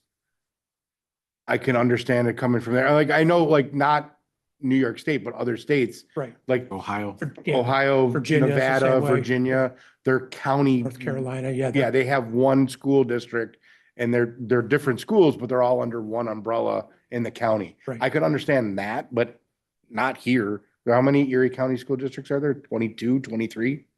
It's even higher, but yeah. Probably higher, yeah. Yeah, the So- policy. Yeah, we got our 19 component districts plus most of Erie it's too. across southern areas. Some in Erie And too, yeah. Buffalo, yeah. A definite no. Okay. Yeah. No all around. 31, oppose any legislation or NICEAD regulation mandating comprehensive K-12 gender and sexuality education. So this is, I think read it wrong. Mm-hmm. Okay, so if it's saying the NISBA should oppose any legislative mandating it, then I am in agreement with it, but I believe I voted a no. Because I think I read it wrong. So if NISBA is gonna oppose the mandating of, Yeah, because we don't want This, mandates. I don't want to mandate this. Right. So I'm in agreement with it. I want to change mine to a yes. I am in agreement with the opposition of it. That's, yes, Yes, that's a yes. agree with Peter. So they're opposing that and I would support that also. Yeah. So I think a lot of us read this wrong. Probably, yeah. No, I think I maybe voted differently because some of the things I don't like about these is that it says any, they have these absolutes. Mm. And it's like, well, I probably oppose 90% of this, but there's like I mean, there may be something valuable in this, Yeah, but it gets lost in all the other, yeah, I mean, I'm okay. I'm just making a general comment that a lot of these were a little bit of a challenge in the sense that they were saying we oppose any legislation that has this or any legislation. It's like, So there's no room for, and I get it. Every year we're going to look at these. So I guess if something comes up differently. So this, The thing is, though, if there's legislation, Brian, it's going to be it's not going to be narrow. Yeah. It's going to be, yes, we can do it kind of thing. So if you're 90% in agreement, Yeah. They're not going to come up with just one thing. Yeah, no, I Legislation that mean, says, oh, yeah, you can, I know what you're saying. so. even if they took out the word, if they just said oppose legislation, I would be like, but I mean, again, I'm okay, All being in legislation. in the majority here. Mandates are not good generally. Right. Yeah. That's my opinion. 32 is the same as the other one that Mhm. the state already got rid of, so. Yep, they already got rid of it. so Yeah. It was a moot point for me, but I'm just, when I get in an argument, I try to avoid saying, you always, you always do, it's like any, Always, always, never. these absolutes, because Never. you can find some. Okay, so 33 is shall oppose any legislation or NICEAD regulation that would mandate any recommendation from the Blue Ribbon Commission, including mandating the culturally responsive sustaining education framework. Oh, do we skip?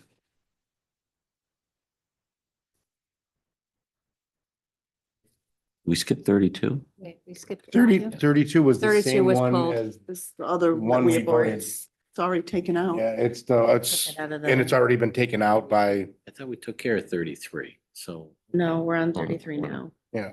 but Thank you. 32 was the same as the athletics one. that we Yeah, it was the talked same about. as okay. athletic Oh, one. it's the They've same. already Okay. pulled that. We oppose that. 32 was the same as 22, Okay. but it was just written in the opposite way. Wait. I'm hoping they. Oh, find a no, it way to wasn't. It Not was even let them opposed. come to the floor, but I don't know Yeah. that they will. So we'll find out. Yeah, it was, I mean, it's the mixed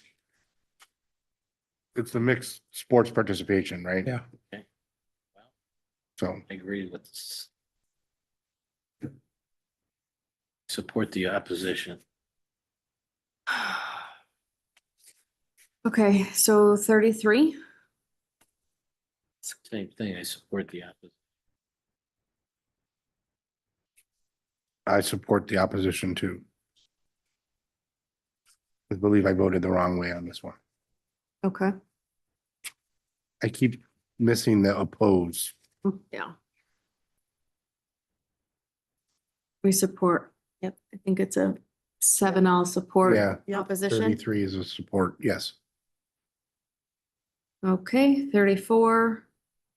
Urges NICEAD to rescind the unnecessary early dismissal mandate. I had a question about this because I was actually going to ask Dr. Janestri. We just had this last Friday. Is there usefulness in this? Because from what I hear, not so much. I would say not so much. Okay, I yeah, don't, that's I kinda mean, we how just I left felt. 15 minutes early. Well, that's it. and- What is and the purpose of that? It's supposed to kind of facilitate the first responder response, but it doesn't. Is it really that serving either. that purpose? I think in, some districts, we've gotten away a little bit from COVID, do these all out like evacuation dismissals, go to a different location type of thing, which we should probably start to bring back a little more to practice. But we could still do those things without the Without that 15-minute 15 minutes, dismissal. I just saw it as just Yeah. a exercise in futility. I don't know why we still do it. So Teachers like that. I'm, Yeah, well. So does that mean Nice, it's not. Huh? but with No. that Nope. Teachers rationale, have does to be that out mean of the I building. oppose it? Everybody I has to be out of wasn't the quite building. sure what I Disagree. I would, Bad. Oh, I'm in So- favor of anything that we can go gives back me in. things like when I was a kid, we had snow Oh, days. Brian, you with remember early those. dismiss. Oh, you look forward to those things. supposed to Give the be an kids a actual- little- Voting yes is to get rid of it. Everybody, like, Hey, I'm buses- voting yes, get rid of it. all right. Everybody's This at voting this yes is is like to a get rid of it. highlight of my kid's week. Yes. That So I'm- 15 minutes? Yeah. 15 minutes. Necessary, what's unnecessary about it? Well, because I think they're saying that there's really no element of surprise, like if there Yeah. were an actual emergency and you had to evacuate, you're not actually doing that. Except- You're just letting You're the kids go home broadcasting. 15 minutes early. Yeah, and Except everybody something will knows. happen. And everybody knows when they're Something getting out. happens in one district and then the community and people in the media will be like, they didn't even do any type of preparedness. And, like, I think some degree, even if it's small and it's 15 minutes. It's But we one day do at do it. 15 We do minutes. it with all our drills that we do. I mean, we are meeting the mandates just from being on the safety committee. We meet those mandates of practicing everything. So I just don't know where this 15 minutes, when we're in a culture of let's get as much time teaching these kids, even that 15 minutes is precious. So I just think it's a So waste. quite frankly, there's just not an awful lot of teaching that happens on that day. Well, It's No, a 15-minute early dismissal. But for And when we parents, do And when we do the school bus safety weeks at the elementary buildings, those are far more impactful. Exactly. Yeah, so I think that this, my opinion, this 15 minutes is Silly. Unnecessary. There you go. Correct. Okay, we are all in agreement with getting rid of it. Yeah. Supports legislation. Hold on, would No, we're not all in agreement. I lied. this, my understanding of this is they're saying they oppose, Urges. Urges, they want to get rid of it. They want to get rid of it. so then urges And we music to agree. rescind. with We that. agree that we don't need it. We agree. Well, with I'm the- opposed to that. I'm in favor of it because my 15. kids like it. And I, Brian. well, no, I think some of these things, it's not just because of my kids, but I think that I think that some of these things, as small as they are, do still provide some value. And, that's okay. I can be the one out of, we can still, I think you should vote the majority. I wrote but down 6-1. Yeah, but I'm okay keeping the 15 minutes. You're all right. Okay. 35, right? Association supports legislation that would grant judges the ability to require bail in cases of violent threats against school districts and or staff and or students at school districts. This is, I think, I undecided. felt like, why are we even dipping our toe into this? This is way too political. So that's why I agreed to oppose. Can they currently not require bail for violent crimes against schools? This says violent threats. I don't even think you Threats. can be, You'd have to be Not able to even- charge them first. or Right. you Right, can right. Get in front of a judge. But what purview do we have? I mean, this is dealing into the law and judges, and I just felt this was an overstep and way too political. And that's what they said and that's why the Oh, okay. committee opposes Outside of the it, scope. because it's a political issue too outside the scope of NISBA, and there will be no benefit for NISBA becoming engaged in this subject. I kind of agree with that statement. I agree too. I think it's too far outside our purview. Okay. Good. 36. NISBA shall work to develop state law that requires school boards conduct at least 3 member trainings during each year on topics determined by the board and other relevant stakeholders. No, thank you. Yeah, no Yeah, more no, thank you. mandates. Done.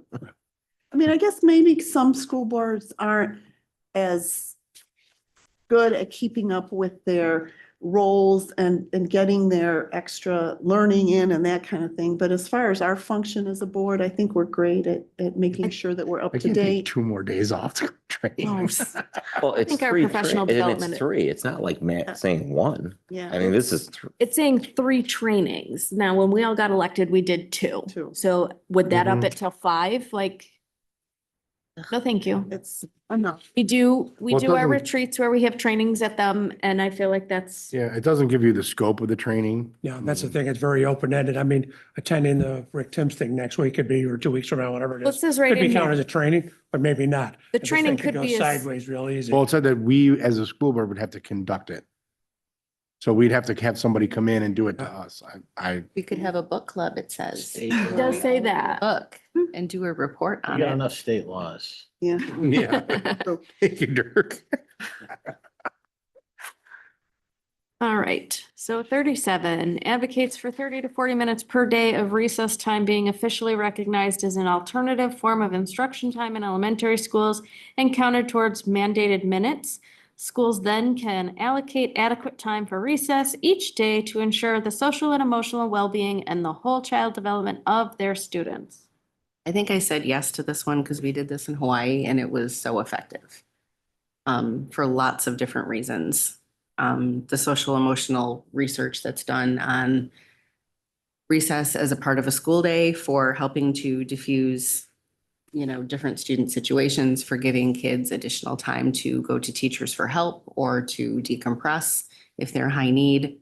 That research is out there. So just from my personal experience, I think that's why I voted yes on this. My question is, if a elementary teacher takes the class outside, do we not count that towards their instructional minutes for the year? Correct. Recess does not count. We do not. No. We cannot. Okay. So this would take away from instructional time. No, they're saying that. No, Well, it it's would count. add, it would add the. Instructional time. Well, I add guess to it would take away from what we're doing now because they would have less time to finish their lessons or whatever, because now. No, because if they're already going outside for recess, we can't count that as instructional time So for the year. Alternate That- form. No, of but then instructional. like, in our, say if in you our- have a 6-hour day and Wait. now and you have a half an hour of recess. We have recess built in, Yeah. the elementary correct, already. it's part of our, It just, like right now, it's not considered instructional time where we report for our state aid purposes. They're saying in this that the recess time that we already have built in would count towards our instructional minutes. So at the elementary level, what is, I don't remember. we the back number. out 20 minutes. We back out 20 minutes for it. So we So would it add 20 doesn't minutes per count. day. Yeah, this would add For 20 minutes per instructional. day of instruction time. Well, it would allow us to report additional. Yes. What I wanted to make sure was it wasn't actually taking away from the teacher's No. time No. during the day Now, to 30 do to 40 minutes, lessons. that would start to take away time from doing lessons because we would Because- have to stay within the contractual time that we agreed to during negotiations. We'd have to add at least 10 minutes of recess and we'd have to find that 10 minutes from someplace else. And just as a matter of discussion, recess is part of our wellness plan here in the district that says 20 minutes when weather time permits. I would agree with it, but not at the 30 to 40 minutes. I think that was my, Too long. Yeah. I mean, if this 20 minutes. happened, we'd have to potentially extend the school day, right? To get that Which instructional. we'd have to time. negotiate with the teachers, which would, Or come at a cut cost. off. Yep. Lunchtime, or somehow we'd have to make it up, the 10 minutes or the 15 minutes, whatever we're short. Yep. Right. Can you well, increase you'd the actually be lunchtime? adding 20 minutes. I mean. you would add the instruction time, but what would be difficult is to find that 10 minutes. So where are we taking that 10 minutes from? Is Because the- other things are already. Right, because everything's so, Math reading or something like that. You have none when you went to grammar school? I didn't. I think it should be part of instructional time, but not 30, to add 10 minutes for our sake. Like, I mean, in our district's case, to add that 10 or 20 minutes would be difficult. Yep. But I think I agree with the rationale of it. So, So do I. right. You know what's right. Yeah, and I wrote down a bunch of it.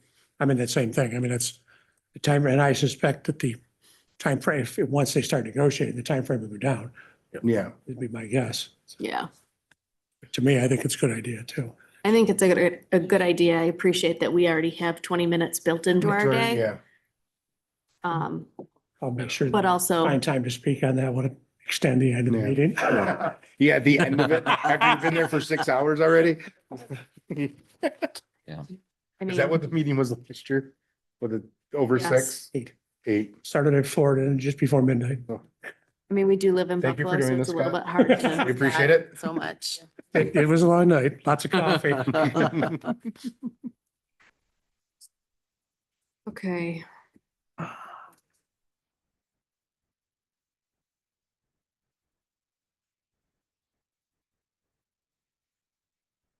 All right, do we have anything else? Oh, we have to do the other ones, right, Scott? Yes. Oh, no, you don't have to do that here. You can just send me an email. Oh, okay. Yeah, I didn't want to put that on the agenda. Okay, Sherry hasn't even seen it, so she's not even sure what I'm talking about. It was one from ECASB. A couple of our local politicians have asked for if we would support a handful of things that right now are basically stuck in committee. They're not going anywhere. And they want to know countywide if we would support them to help move them on or something they should just abandon. Is kind of what they're looking at. So I just sent it to the board and I think I I sent. did have a I included question, you, like didn't the I, first one. You did. Just for some thoughts. I'm The sorry. first one was talking about a 2023 fiscal year. Was that That's when it went in. okay? And what happens for stuff that's in the state legislature, they can put it in at the beginning of the term. Once the election rolls around at the end of December, when their term is up, everything goes out the window, so they have to start over again. Okay. So what they're anything that you see that's listed as 2023 was in committee, basically all of 2023 and all of 2024. And the question is, do they want to reintroduce it back into the committee to wherever it would start the process again for the 2025-2026 session. That's what they would, and if they don't think they're going to get any support on it, they won't bother reintroducing it. And if they do reintroduce it, it gets a new bill number too. And then they start the process all over again. I defer to your expertise. One of the many things I've been learning. Okay, do we have any other questions or comments on NYSBA stuff? Okay, moving on. I'll just compliment Scott and his dedication to that. And I know on the 10th at 4 PM in the afternoon, he'll be actually live streaming with the rest of what we used to do on the floor city. Yeah, you'll all be able to listen to it. They'll send out a link. So if you So thank feel the you. need to hear all the discussion, you can stay there as long as they want to stay. Good to know. Thank you for doing that. Absolutely. Okay, items of interest, you all have the calendar, you see what's coming up. Columbus Day, Indigenous Peoples' Day is next week. We've got PTAs and such happening along with everything else. Can I interject something on that? Able to get to the PTA meeting at Heritage Sites for a short while, but they did forward me all the minutes, which I sent to Sherry, so that would maybe help some of the call it next week. Informational items? Sure. Okay, open session. Anybody? No, okay. New business, we'll be voting on this next week. Class placements and special ed or preschool placements. Yep, I'm still getting through the 76 pages. I think I haven't had a lot of time this week, but I'll have it done by next week. Ready? The district audit report we heard about tonight. If you have questions or comments on it, now's the time. Monthly financial reports. Overnight field trip. Request for soil testing at Willow Ridge. Can we get give me a little background on that. Is that along with this issue that we had at Willow Ridge? Is that? It's in direct relation to the mold issue that we had there. We had a number of experts HVAC experts to kind of address the HVAC in the building. But the overwhelming kind of issue that we see now is the water that is in the crawl space, and we can't figure out where that water is coming from. It's not anything to do with any sort of a pipe leak, water main break, anything along those lines. So in tandem with our architect team, they suggested that we do some soil testing to see what might the matter be around the foundation of the building. So they issued an RFP. We had a number of proposals come in, and this was the one that has been recommended to the board. Just fine, but that goes back to, was the Willow Ridge area part of the sinking home problem many years ago? Soil considered peanut butter or whatever they used to name it. Guess we're gonna. I've been in this district for 23 years. We've never had this problem at Willow Ridge before. So I would like to believe that if it was a soil issue, we would have heard about it before this past August. I'm no expert. That's just my opinion, but we'll see what the soil testing brings. Okay, thank you. Okay, and then we have a new account to be open for high school track and field. They didn't have one. No. Okay. And then disposal of obsolete property, some books and some tech. Any questions or comments on any of that?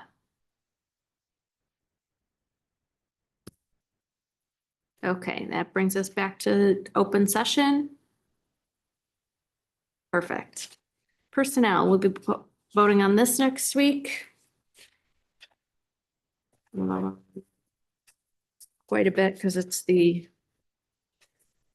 BLT teams and all yeah, that. all the all the committees for the buildings. Yep. Thank you. Well, I'll ask one question on that. Building leadership Mhm. category here, Lighthouse. Lighthouse Committee. Lighthouse Advisor. Yep.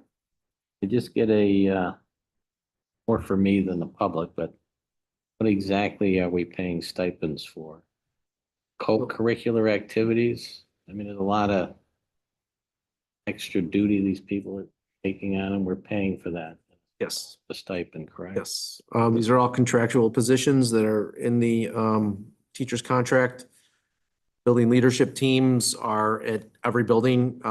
They are faculty, staff, administration, and parents. Co-curriculars are pretty much teacher-driven and what they want to offer to students at the elementary level. And then what was the third one was Lighthouse is our leader and me teams to ensure that we keep our Lighthouse status. Building chairperson? That's probably leadership. That's the CSE. Oh, yeah, Special ed, sorry. That's Committee on Special Ed. Well, they do have an activity and they do have duties. and Yes. Something that's That, the principal kind of, yep, overseas, and then we get the paperwork on it. okay, thank you. Any other questions or comments? That brings us to the end of the meeting. Can I have a motion and a second to adjourn? So moved. Second. All in favor? Aye. Aye. Right.